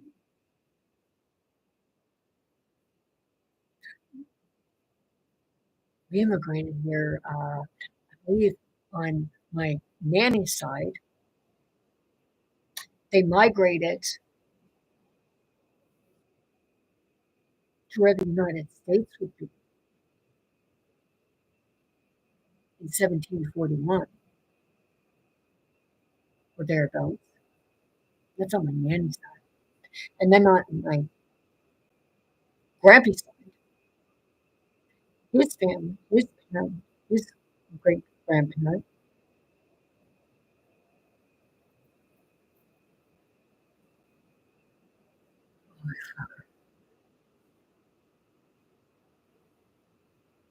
came here in 1841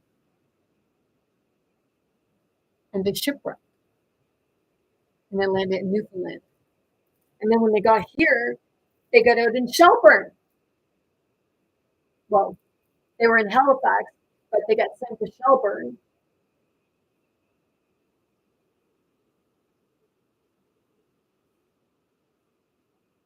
And then they migrated to where my family is now. some of them.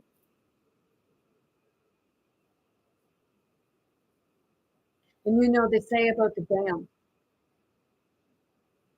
like in the movie Frozen, the dam.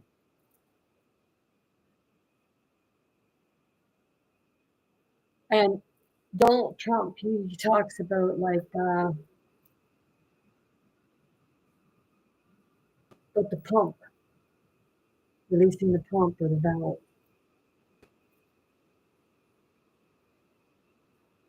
So it can go down into Los Angeles and flood the farms.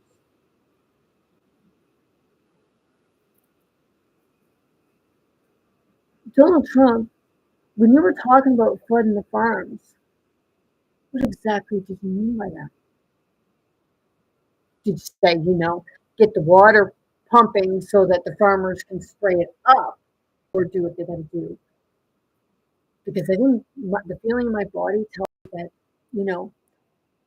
are you planning to flood California, Los Angeles? Bitch! Yeah! Go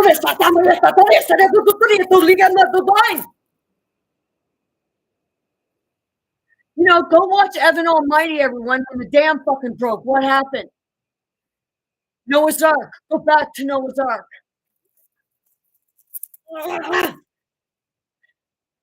Does California, do you ever listen to what he says about you? Is it Trump or is it Elon or is it, a third party?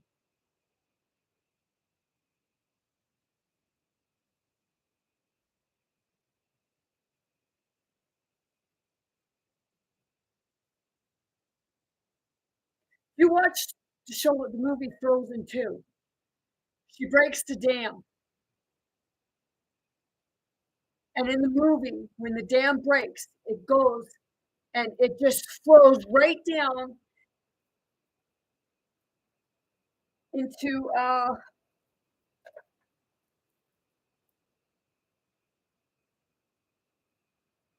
Arendelle. Thank you. But she gets there and she blocks the flood.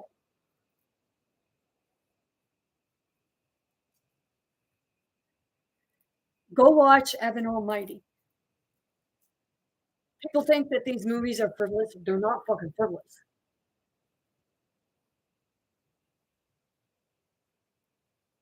What do they say about Los Angeles? Los Angeles. Don't they say the Los Angeles?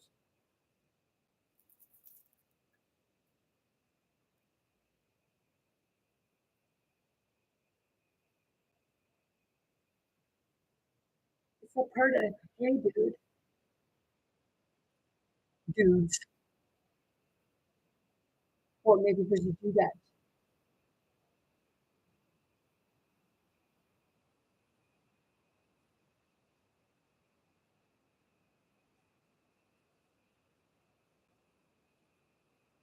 It's a part, like,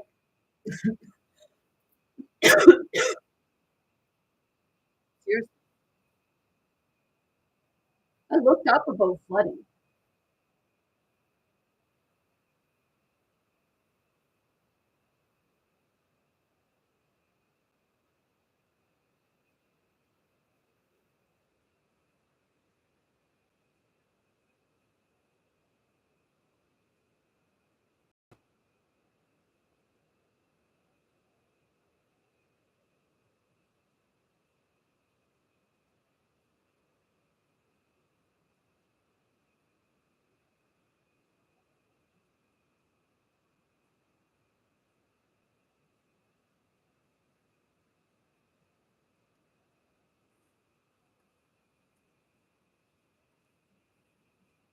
Mhm.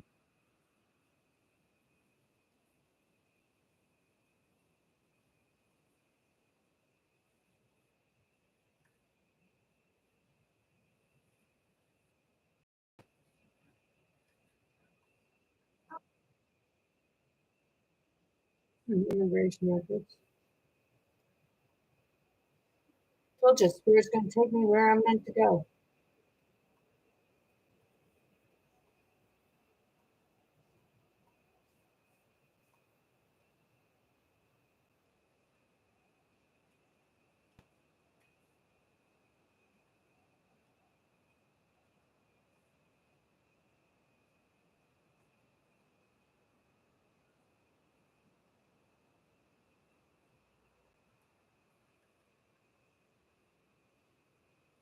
How dams are removed.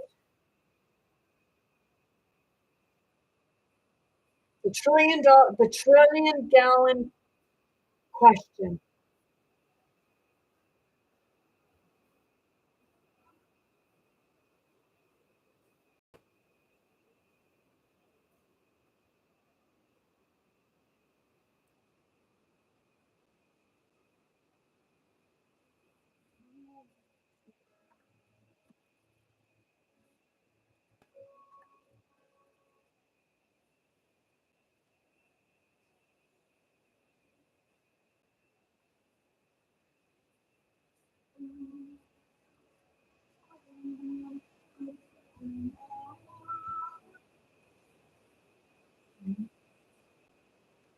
I had it before.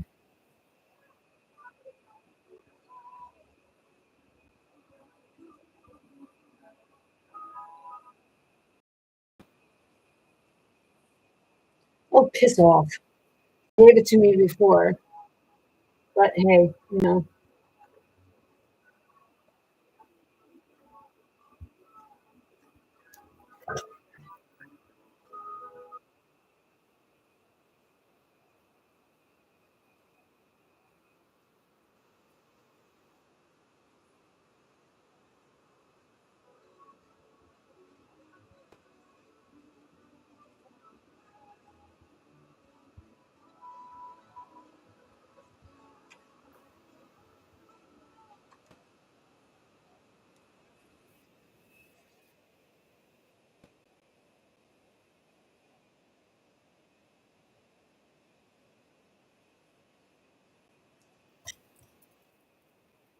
How dams are removed. It's not about the dynamite. Should the dam be removed in the dry, all at once, or in stages? You have to start pumping it out, but it could take years.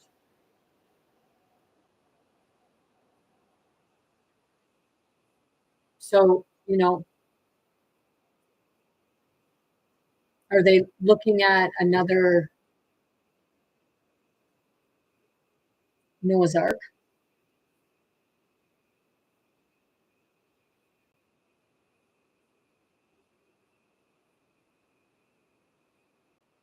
You know, I do ask that question.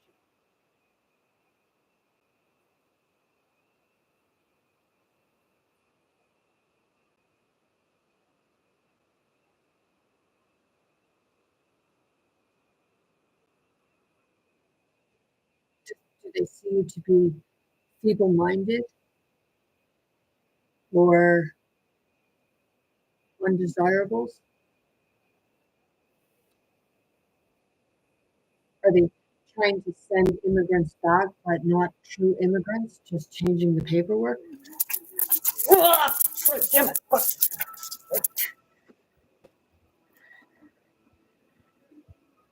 You know, I have to ask. You know, we're supposed to be allowed to ask these questions. You know, he says we don't censor.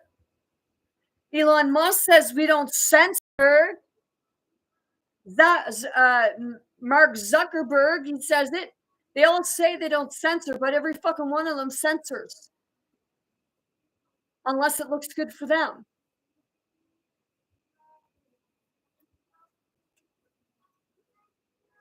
Why do you think I got censored on TikTok? I was talking about all the ones that wanted to fucking buy it.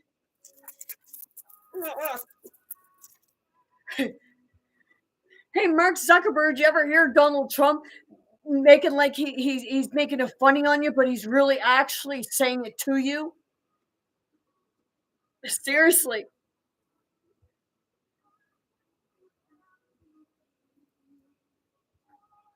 You know, Elon Musk, people are showing things of Elon Musk in the one sitting in the presidential seat. People are saying who's the president.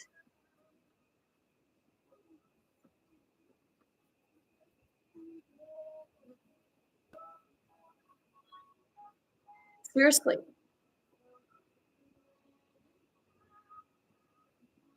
Are you father and son?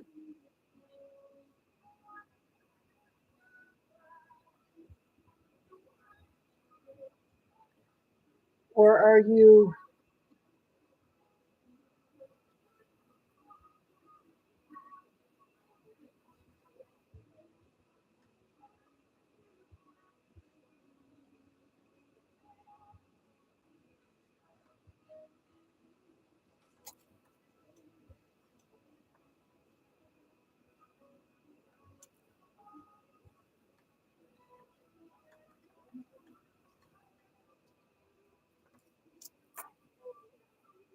Nekon, and Chroma?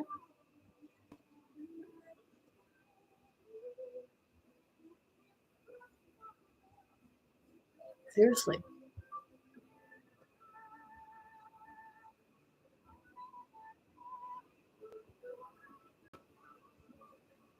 Because it represents one is quite tall. I don't know how tall they are.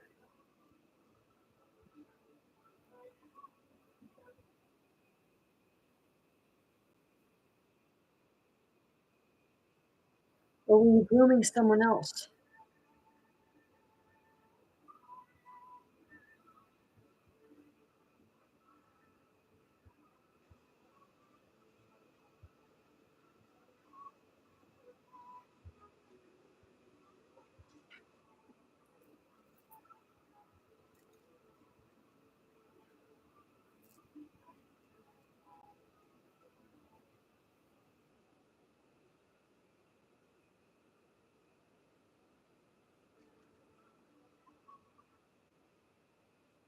Spirit brings things to me when I need them.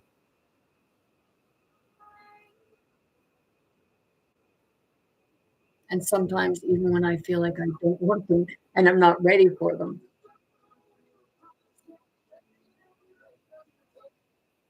But it's that thing of, spirit when bringing to you if you weren't ready for it.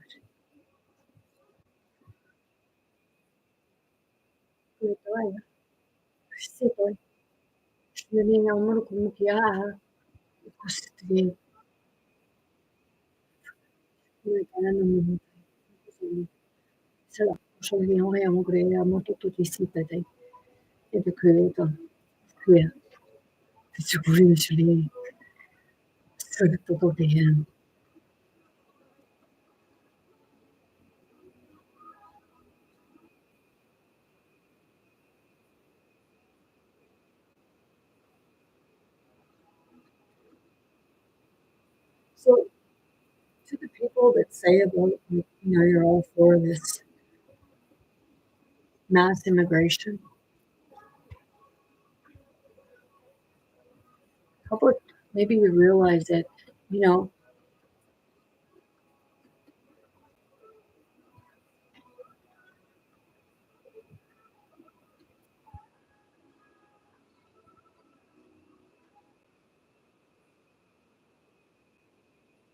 they could be part of your family and you not even know it.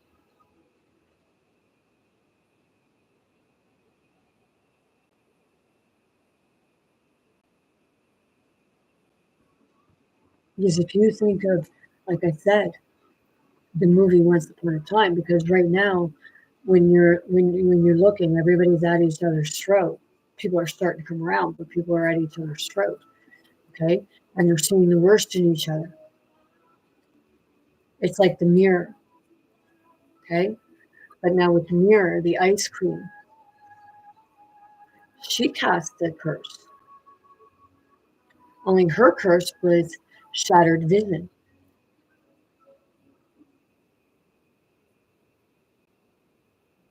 Shattered vision to give you the illusion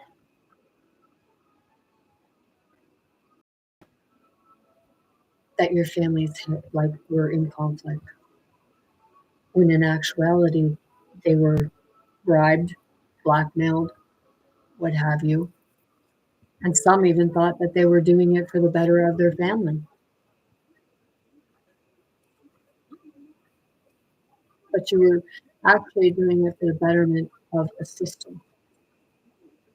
that didn't give two shits about your family.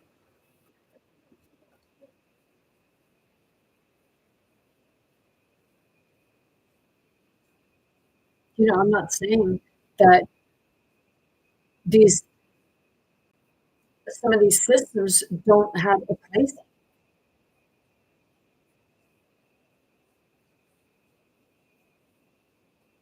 It's just having it so that everyone can have their option. Because I'll tell you right now, to be a holistic healer and told that you don't have the same qualifications as a doctor, to the holistic community, you have just as much qualifications as a doctor does because you are their doctor.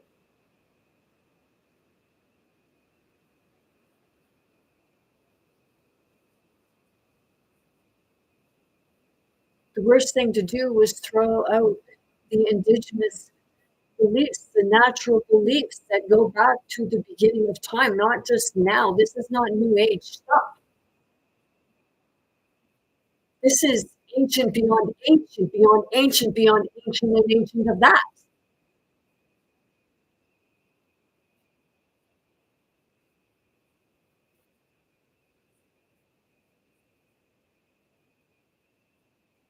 So I guess when Trump said that, yeah, there was a witch hunt, must be a witch hunt. Yeah, there's a witch hunt, all right.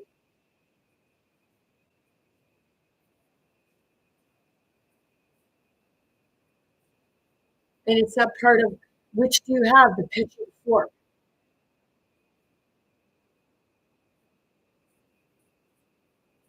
Whether the same or not.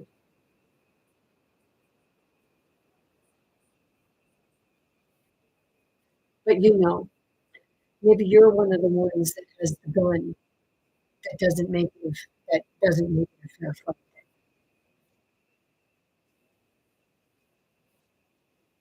You bully people. You try to take people from behind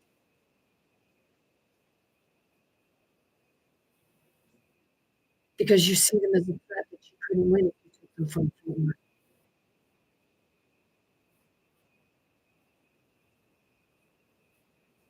Keep the body of the base. It's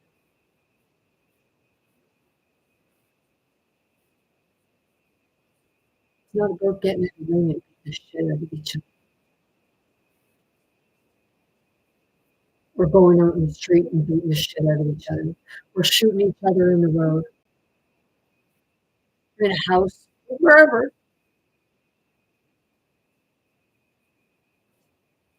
Or like, holy crap.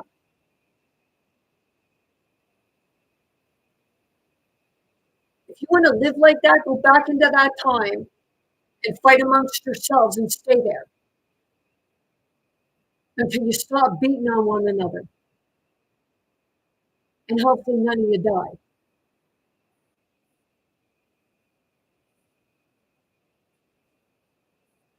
I wonder what they really meant by when they say about a cockfight.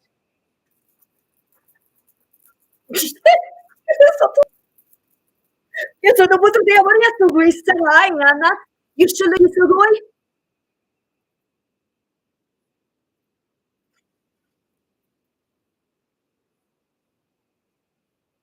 Apparently that was true.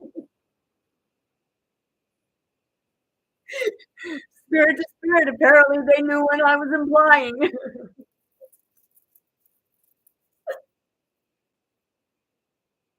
Ito parehas na ng musika to, eh.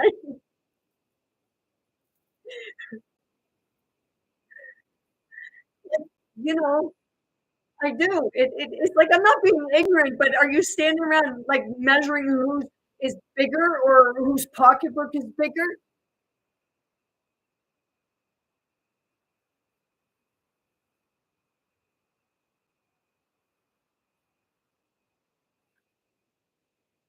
Or like, even whose ego is bigger?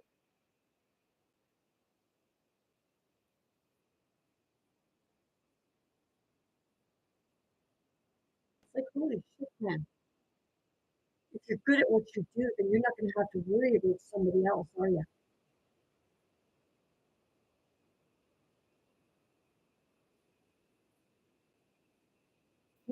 it's the part of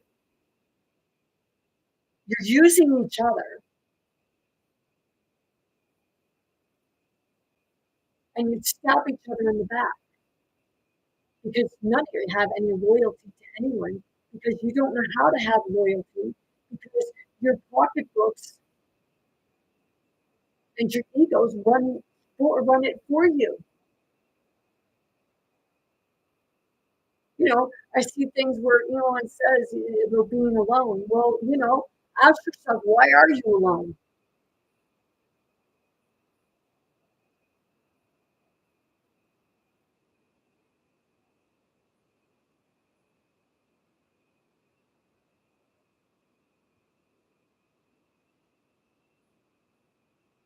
I heard that somebody has some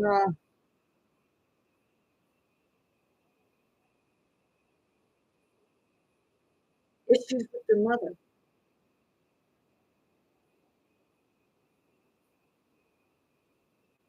And I really couldn't blame them.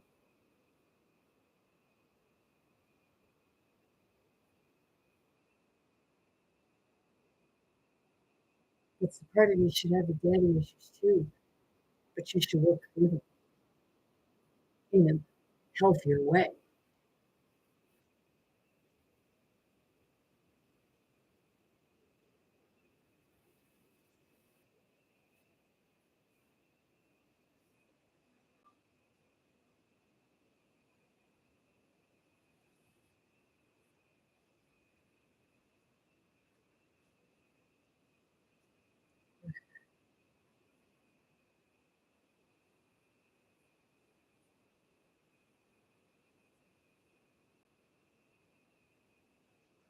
It's that part of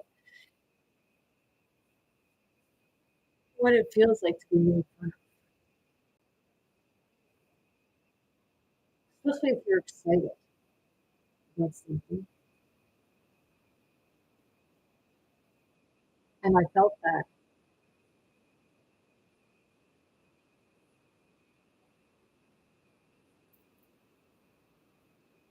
because it's happened to me. Where I've been excited about stuff, and it's like you're too excited, but it's the part of are you excited because you're excited, or are you excited in a way that could almost be anxious?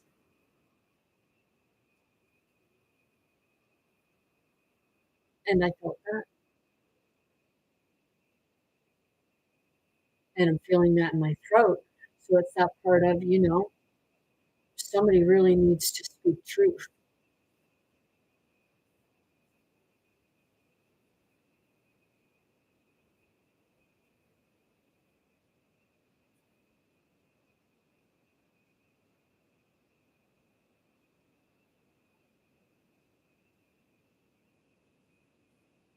Because I'll be truly honest, with anyone that feels that there should be mass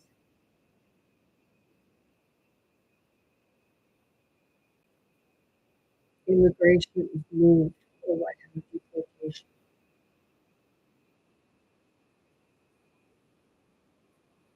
Think it. Have a conversation with those people that are said to be being prepared to be deported.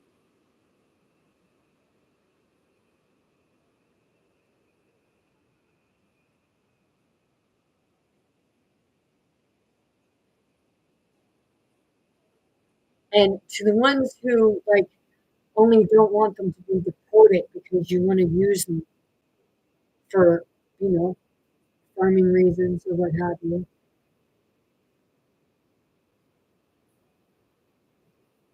you might want to have a look at yourself because you should be wanting to keep them around because they're people and they're good people, not because they do your farming for you.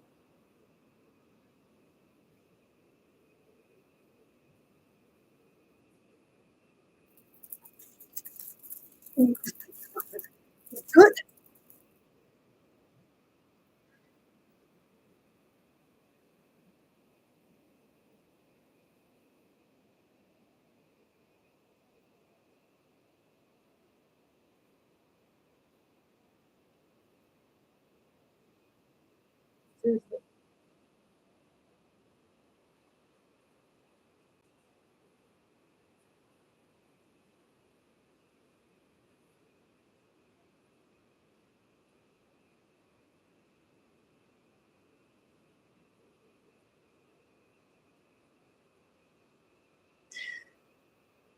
growing up, I watched my mom. My mom had a big heart, but she had a lot of pain.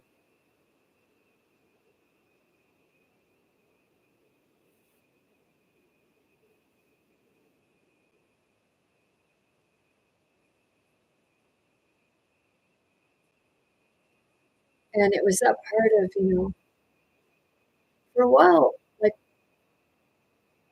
and then I ended up almost following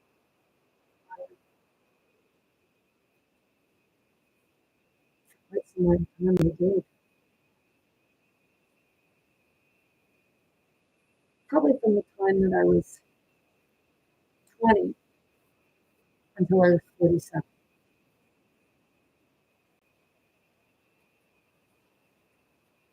Sorry, well, 46 when I died. Then come back. And then started going through my enlightenment because the night that I died, I didn't tell anyone, but the night that I died, I don't know how long I was passed away for. When I was coming back in,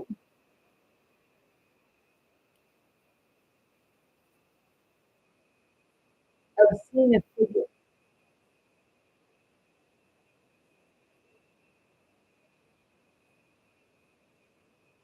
and it was very, very much out of the ordinary.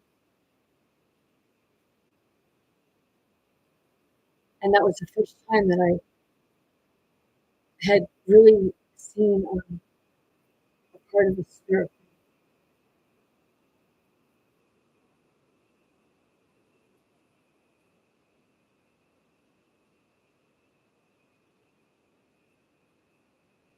So I know that it was like one of two scenarios.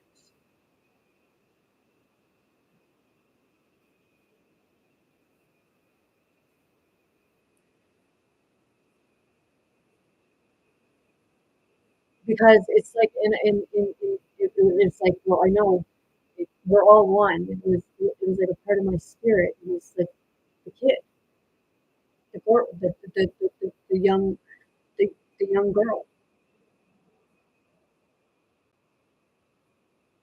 Because when I had my car accident, like I said, if you look at a picture,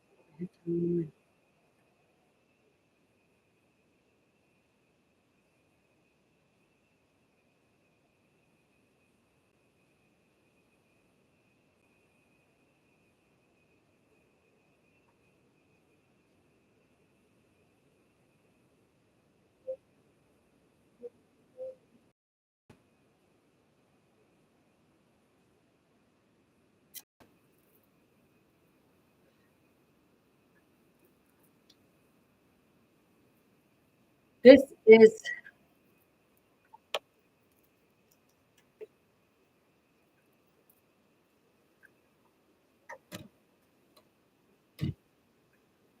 it's a picture from my car accident.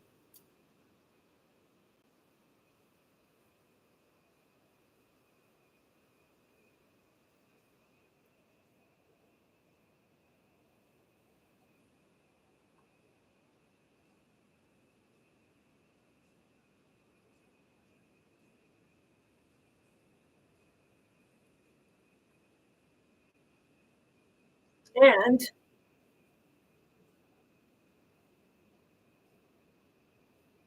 you look right here, okay? Goes around like that.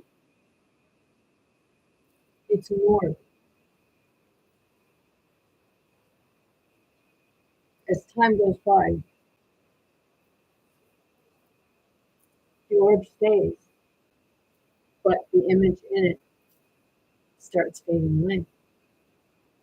Because that was an image of me going. And I actually have a picture of what I look like. The picture was taken right around Christmas in 2005. Might have been just after New Year's 2006. And my accident was Friday, January 13th.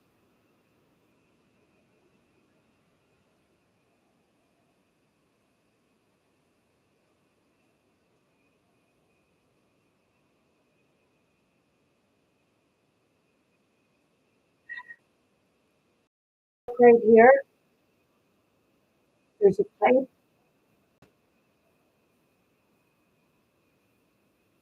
Right here. Maybe I'm spirit and you were just seeing me. I feel pretty real.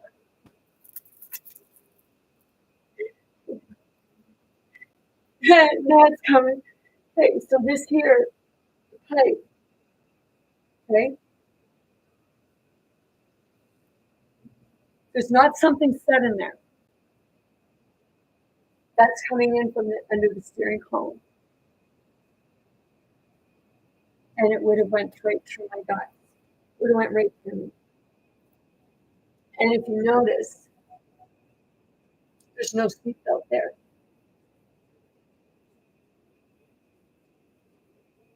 My seatbelt got cut. Because what I remember is being in the driver's seat, and when I come,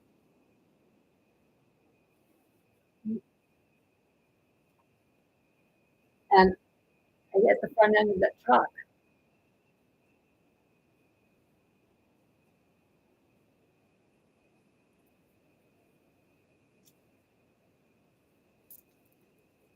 I was told that when I hit the truck,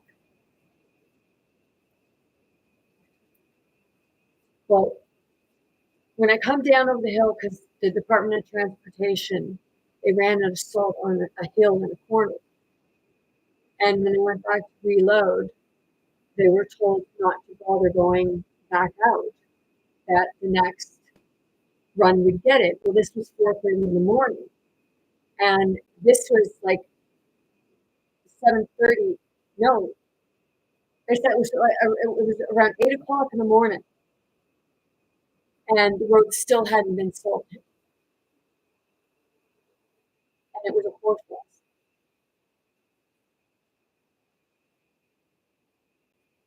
So when they went back to load up, they were told not to bother, like I said. But so I come down off the hill, I had my seatbelt on, and you can tell I had my window down some because at that time I smoked cigarette. I smoked. So I was coming down off the hill on a turn, and it was in the exact same spot that my dad and me and my mom and my sister. I was pregnant for my oldest. My mom and my sister and dad and mom and what have you. We were coming and we were going towards our house that they were renovating. And in the same spot, we rolled the car. Just kind of rolled off and went off the bank.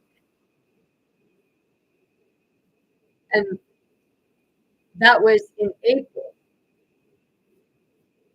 of '89. And then in 2006, I went off in the same spot. Now I was coming the other way, and I was coming down off the hill. They were on the straightaway, my parents. and us. And I come down off the hill, and it was a turn like it went like that, and then it went like that. And when I got to the bottom of that turn, that's where they had stopped salting, and then I hit the vortex. And if anybody knows about vortex, well, when I hit the vortex, what I felt like was it felt like somebody had taken me in a slingshot, pulled it back, and then let it go. Because the way I went, I come down off, and then I kind of slide, and then ping, and when I pinged, it was the front end, and this is what it did to it. The front end hit right here on that truck. This is what the figure happened. And when that hit, I felt I seen my body fly forward up into the windshield, and I have marks here from it. And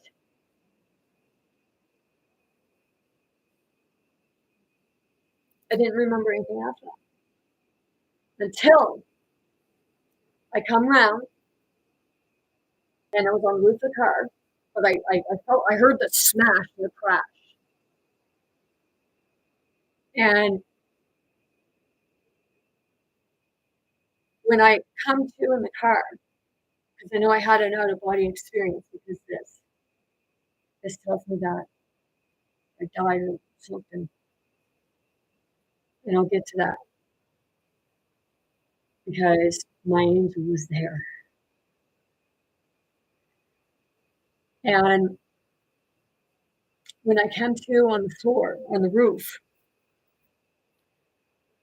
I automatically leaned over and turned off the car. So I was like aware, but like not aware. And then I went to call 911.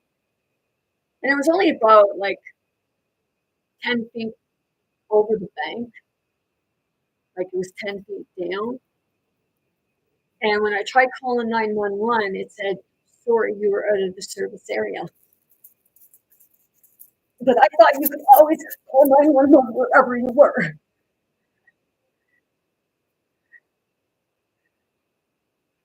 So when I couldn't get 911, I tried kicking out the window.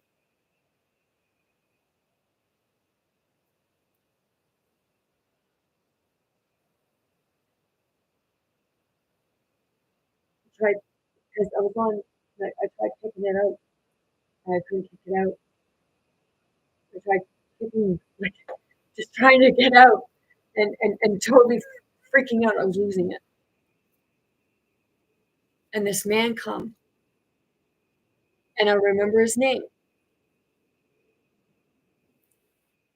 And I'm pretty sure he's the same man that picked me and my friend up back in '89 when I went to one of the Mardi Gras with her. I was supposed to be going somewhere else, but we went to the Mardi Gras. I didn't tell my parents. And these young men, we had no way back.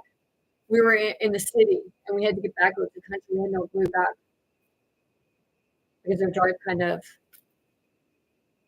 left us hanging. But that's okay. I know that it was supposed to be somebody else and not the person that took us in. So we were walking up the road, and these guys were drinking and everything. My friend, she was going to get in. She said, "Well, let's go." And I looked. I said, "No, I ain't getting in that car." So she didn't get in. We kept walking. We said, "No, thanks. That's okay." So we kept walking. I was 15 at the time. We kept walking, and this man, he stops, and he asked if we needed a drive, and I'm looking around. At that time, I could feel people, and he said where he was going to take it out. And then we got in the car. He ended up taking us all the way to where we were going.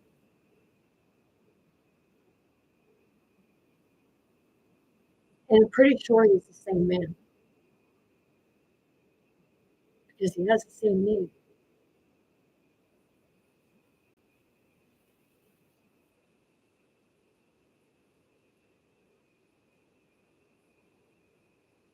But you know, he come and opened the door and he said, "Come this way." And when he opened that door, I felt a claw come over.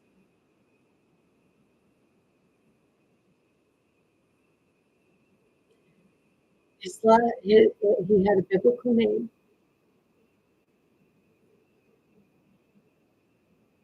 David Church.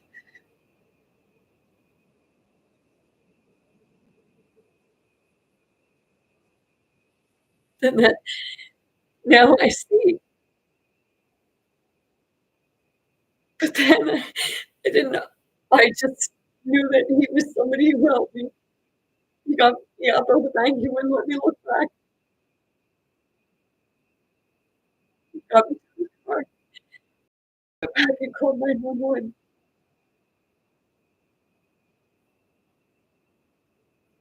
I was grateful for two people that day.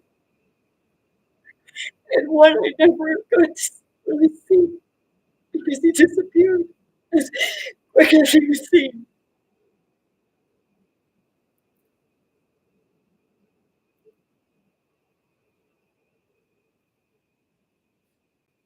I was sitting in the car, and all of a sudden I could hear someone screaming, "Where is she? Where is she? That's my sister. Where is she? That's my sister." She come up. You know, I'm crying because I was looking at it and I was so grateful for that man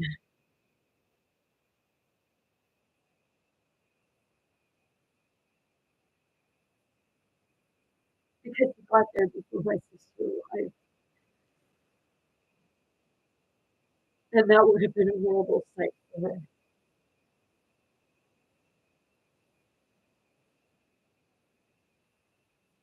Because I don't know who I I know that those two men.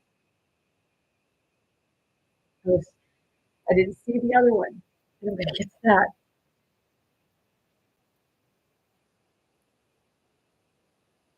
So 6 months later, I went to an exhibition.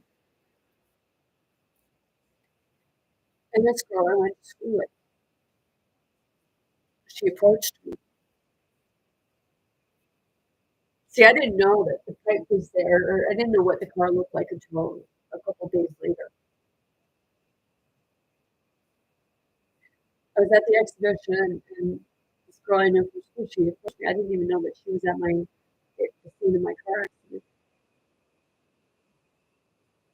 But see, when they called 911, the fire department had to call the Department of Transportation, the ambulance, and all them.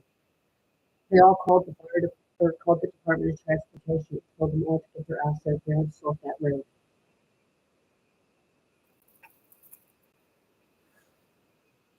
Well, this girl, 6 months afterwards, she approaches me and starts talking to me about the accident. And she told me that she said there was a man there. She said it was really strange. She said because he was in a t-shirt and a pair of shorts in the middle of nowhere with no vehicle, and he had a machete. So that tells me my seatbelt is gone.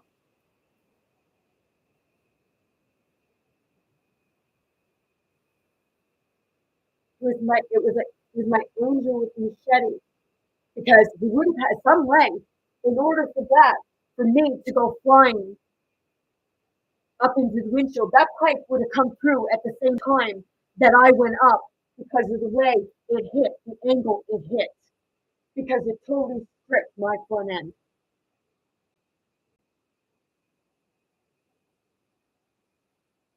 My lawyer, who people crochet on Freemasons, my lawyer was a Freemason, and he worked for me for free.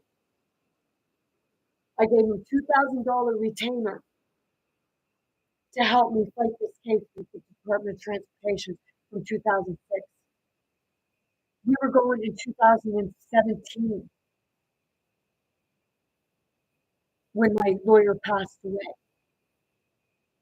But he was also my he was a mentor to me because he was the lawyer and he taught me.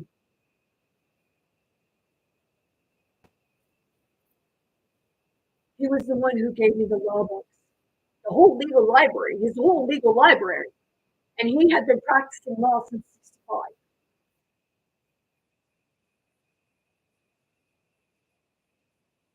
So,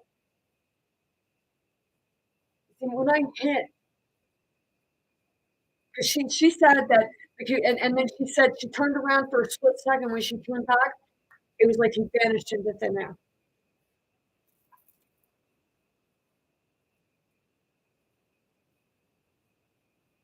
So when my car come, they said that it come and it pivoted, it went up and it pivoted down. And it said it drove that truck back about 10 feet from where it had already been off the road about an hour prior to me. And they had gone, I guess, to get a tow truck or something. I don't know. But I didn't think you were allowed to leave your unattended vehicle. But, I guess I understand where you're coming from. Because I don't blame it on him. Because he was a victim of circumstance.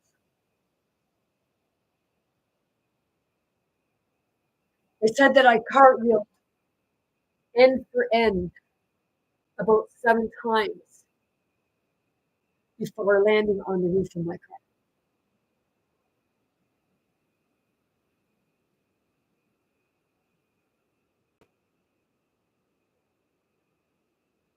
It's not to make people feel sorry for me. I'm bringing this as an example of what the system's like.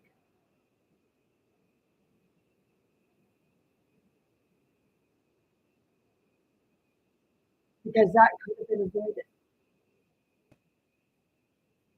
had they just done their job and went back and sold it away like they should have in the first place, like they were going to, but the supervisor told them not to. And I know who the supervisor was.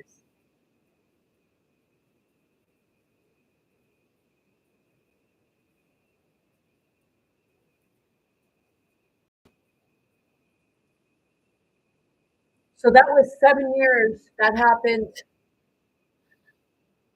roughly 7 years after they used the Ouija board.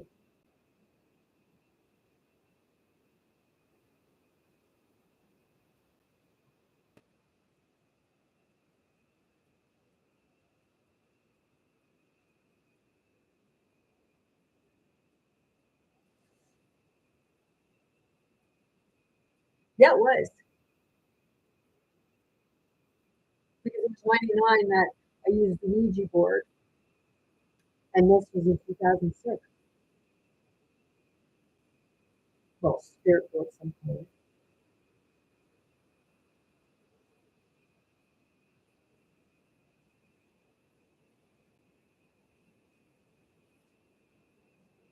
So it's that part of,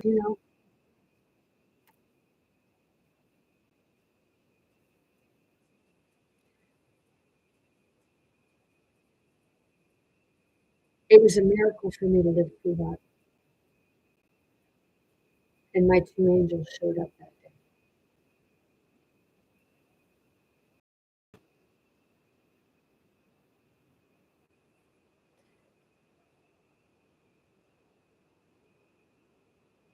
Back in 2020, oh my Jesus. Back in 2020, when I really started going through this, the day that something really bad happened to me on the spirit aspect of it, spirit plane, I was looking in the mirror. Okay, I knew there was entities in my place because I could feel them. At that point, I couldn't see it. But see, when I had a mirror here, and then my couch was over here. So there was no way that my mirror would reflect over there unless there was another mirror across from it, which it wasn't. So I was looking in my mirror and I could see it was like on one side of my room behind a speaker, there were what appeared to be two East Indian men with short hair standing there with one with a long black gown, one with a long white gown type thing, and what have you. I'm not sure. I don't know what they're called, so please don't take offense to it. And then in between them, oh my shit.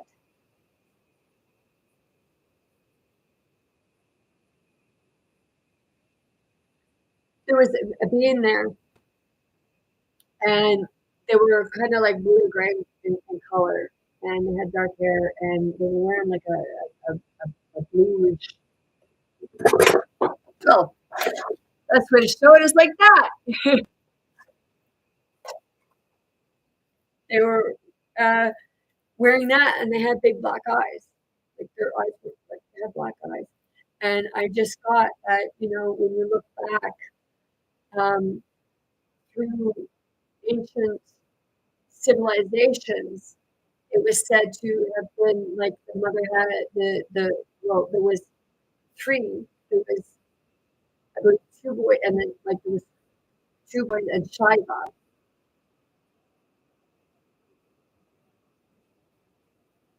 So whether that was the twins and Shiva, I'm not sure, because I feel that in my throat right now. أنا كنت هسهيوش روي سطوح كبرياء برهان مكمرهاي مكريسة كبرياء استنوا شكوهم كان عمره هي صاون بسعاتي بدنا نقول أنا سير مش ويت ويت سير مش يعني ويت ويت ممكن موضوع ينون مش يعني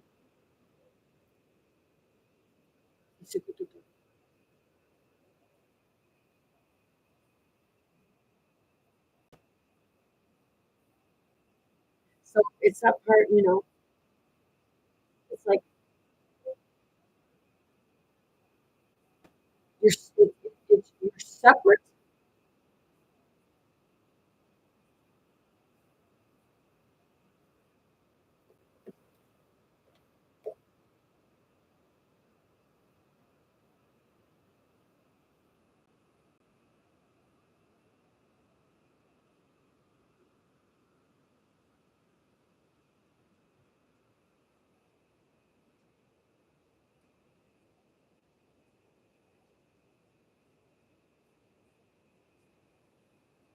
It's so much shameful.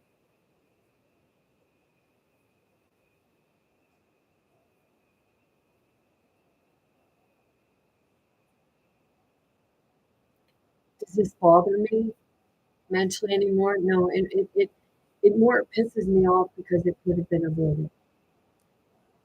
I was treated very poorly. This is why I say, share your story. Your class is an immigrant,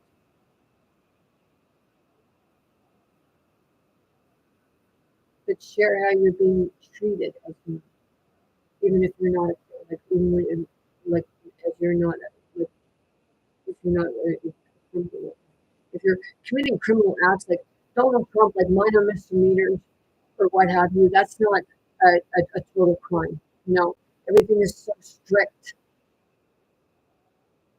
It's like, holy shit, man, when are you and Elon Musk going to get out the roof? Or was it meter sticks? Sometimes it was a strap, right?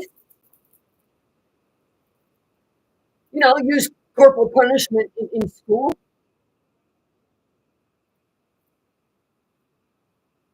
Wonder how many people, like people that should like just grabbed it from you and started hitting you with it. Or is that why you hit other people with it because you were hit with it? How'd it feel when you were hit with it? Sure, bet you didn't tickle.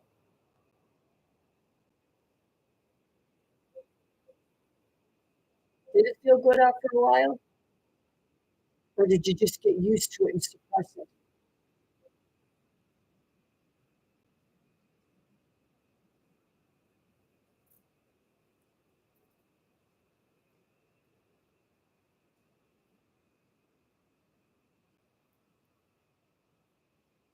If you take that as being ignorant and rude, well, you know that's on you. I mean, that's what I'm doing. That's not what I'm doing.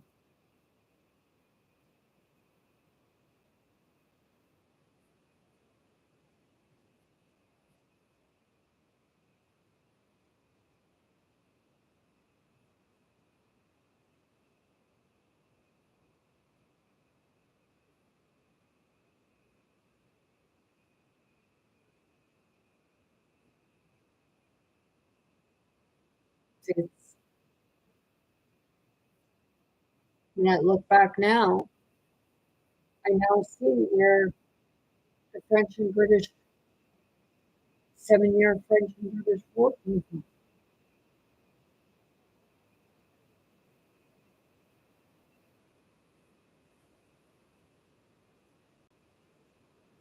So it's that part of, learning how to sympathize with one another. Thinking, what if it was your family? What if it was you? They already did it, took people's kids from them. Is that what they're trying to do now? All over again? Seriously.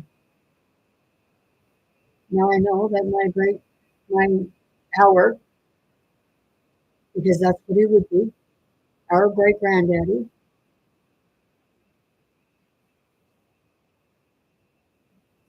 was telling us something.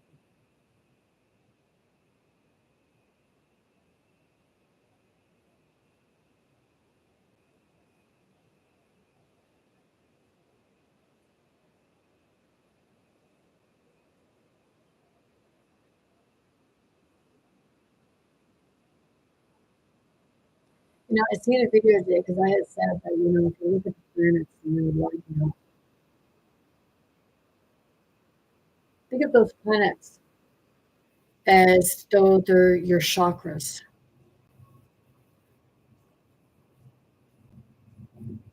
Okay? Because it might tell you about your own, it might tell you some things about yourself. Because each planet represents a chakra. And the chakras in the universe.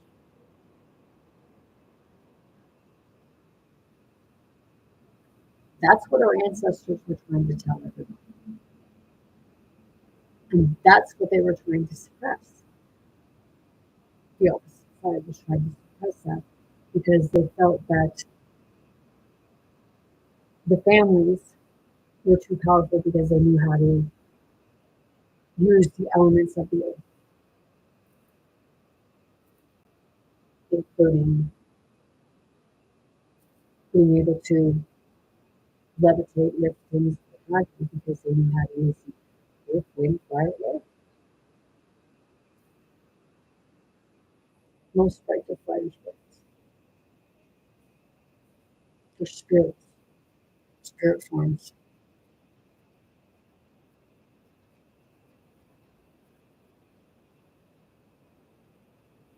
Basically pissed. The grandmother, the mother, you know,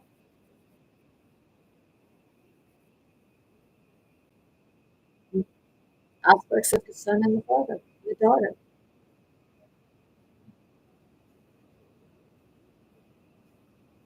But it's really the grandmother and the mother.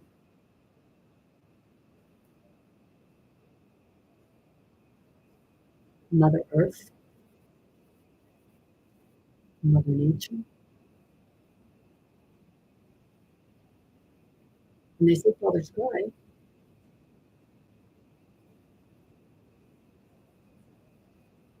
but I think Father Sky's been playing dirty.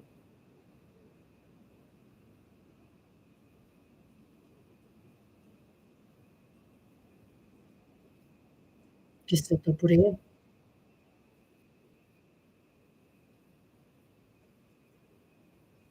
Spirit to spirit. The spirits know who I'm talking to.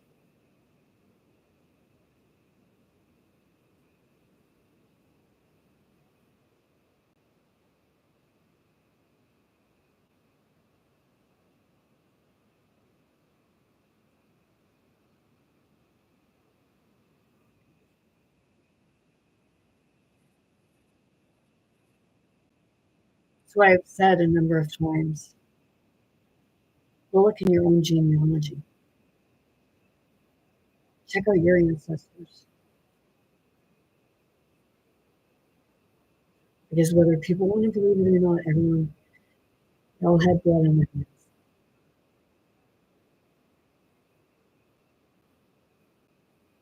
And it was all caused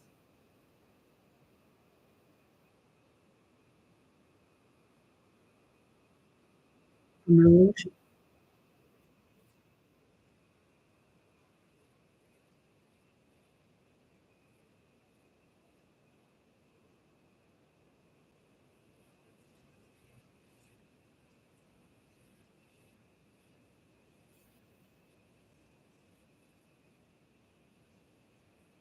So that man,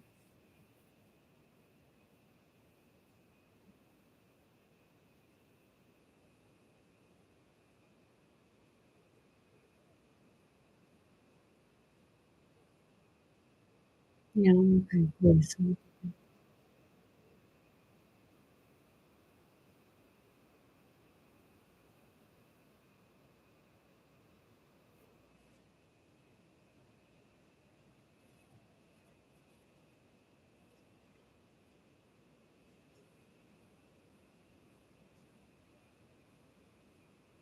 I'm just sitting with something right now. Like I could, it's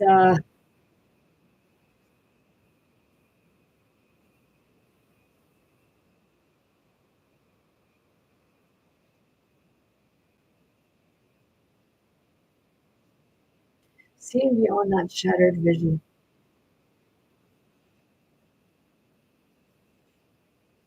Look inward and then see people from a different perspective.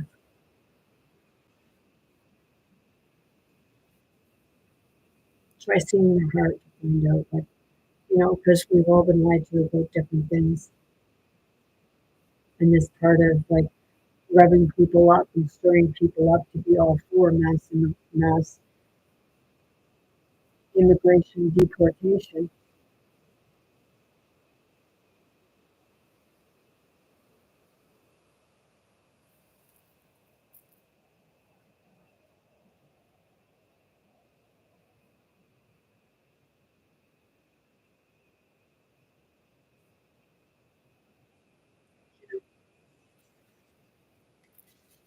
Sit with it or not.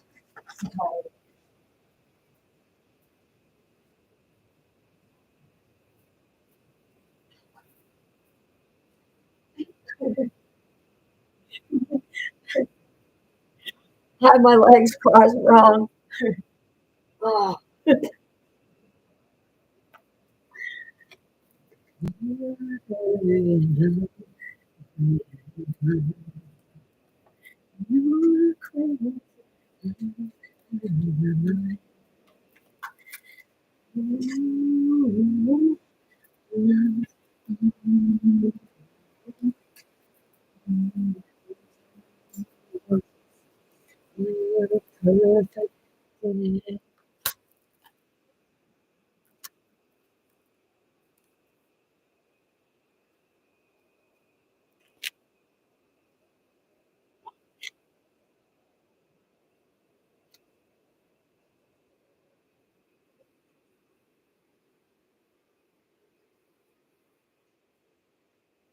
So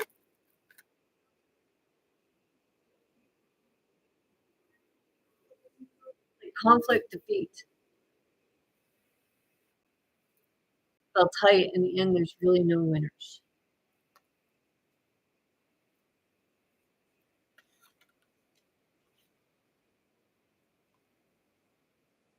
Even if you think there is.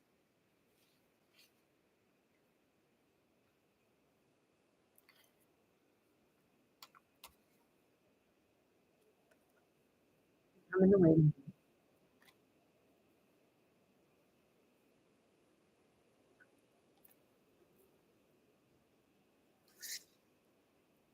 Because you got to come to the awareness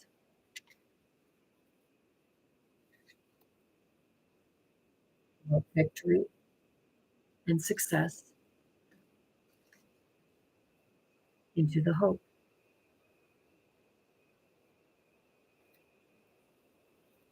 Hope to me is the inner child, the spark of love.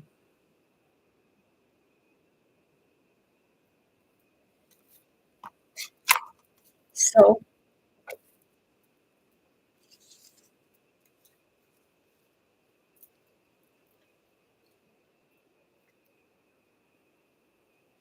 conflict and defeat.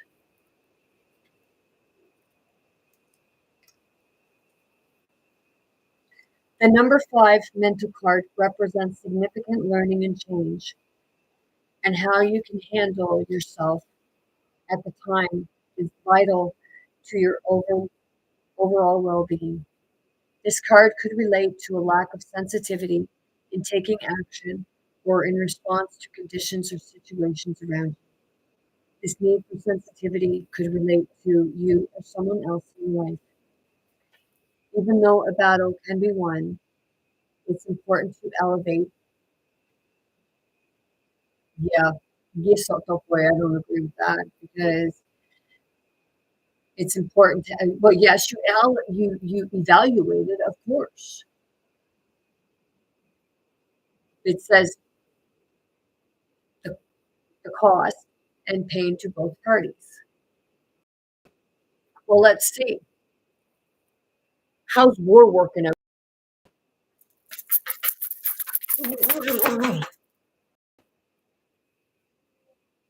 Because that's what's happening. Sometimes it's best to surrender and walk away if no answer or victory can be achieved. Well, if you don't come to an answer and victory, that's like what? Okay. Victory to me would be everybody wins.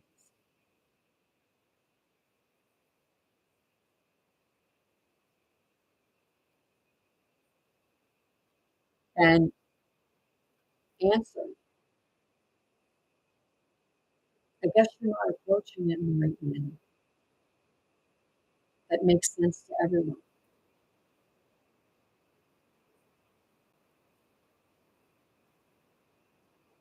Don't assign blame, become deceitful, or set out to get revenge. For this results in the negative energy becoming toward you. It manifests.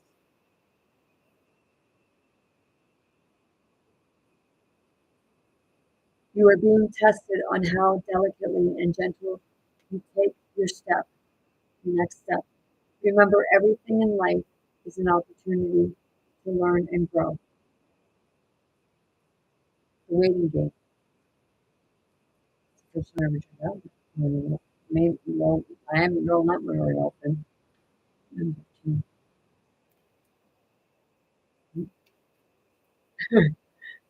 Here it is. This card indicates that you've worked hard to set things in motion in certain areas of your life, and you're now waiting for the results to come to fruition. The number 2 is all about choice and decision. In the past, you may have been afraid of making decisions or choices, but now you're no longer held prisoner by the fear or the constraints of old beliefs. Expect the best and be open to the limitless power of your intuition, which is presently very strong. Trust and use it to your assistance. Achieve and succeed is success. Achievement and success are assured, but once obtained, don't let it change you. Remember who you are, the effort that is took to get you to this point, and the gratitude you need to show to the people to help you. Stay on your spiritual path, for it will continue to guide you on your journey of your soul. Awareness.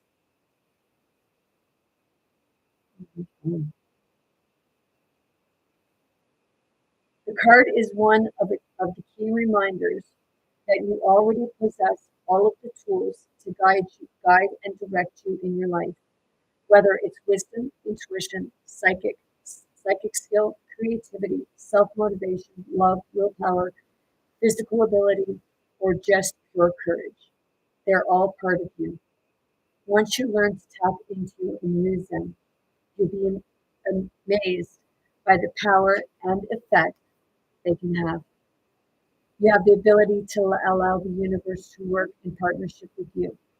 Together, you can manifest change, whatever the desire may be, and bring about a positive outcome. This card represents your ability to create your own reality, to set ideas into motion and watch them grow.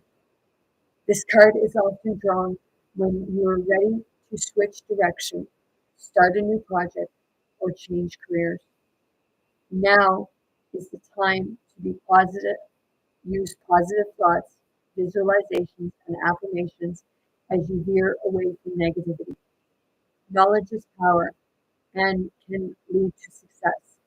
By having faith, keeping your willpower strong and directed, and by tapping into the tools that you possess, as well as calling on the magic from the universe, you can accomplish anything and everything you set out to do.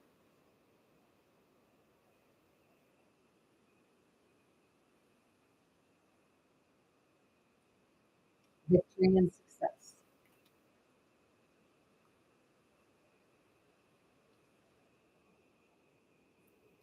Mhm.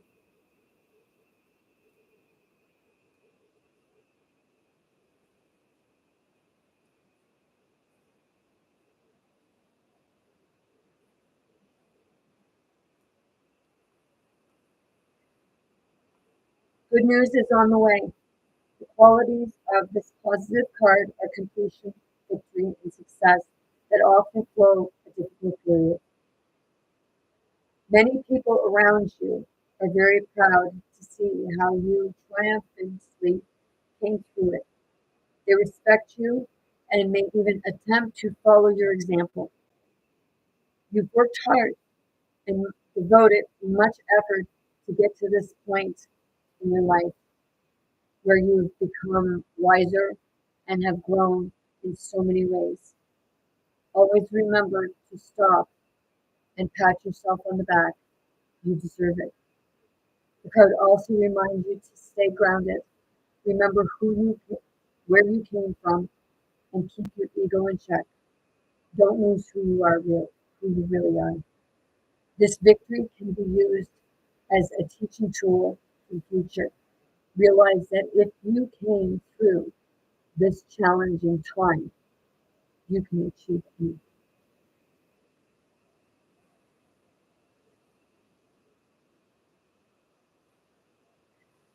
There's hope again.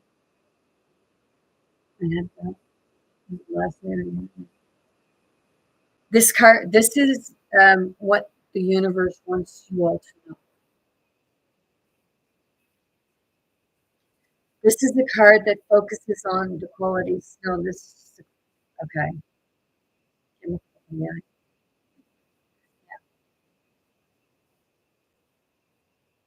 This is a card that focuses on the qualities of hope, faith, healing, aspiration, success, and finally enlightenment. When this card appears, know that a special wish you've made may be fulfilled in time. The Hope card will help show you that the impossible can indeed become the possible. The force that works through your soul, determining what's possible and the difference between success over failure, and above all, who we are, is the power of your belief. This card serves as a reminder to use your natural ability of intuition. the language of the soul. As you reach for your goals and desires, the future can be yours when you have hope and trust in everything you do. So others will be attracted and drawn to your inner light. Learn to share your experiences and lessons. For those around you will also realize that by having faith and pushing forward where one may have felt no hope at all, no hope at all, is the key to success. Above all, maintaining a positive attitude, starting right now, this very minute, will allow your soul to soar. You'll discover an opportunity to shine as you reach for the stars. So with that being said, I'm sending you all much love, light, many blessings, most importantly, very good health to anyone and everyone wanting to receive and accept. I want you all to be bold, brave, most importantly, be yourself, be your authentic self, be who you are, not who someone says you are and you have to be. Be true to yourself and others, be courageous to yourself and others, and know that you have no strength and you become grand at times.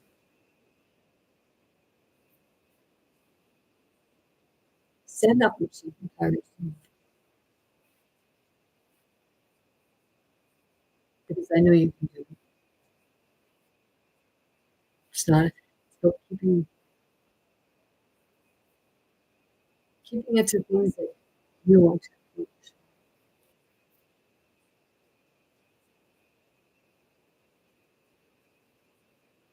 Think of what did you want to be when you were a kid? Talk to your inner child.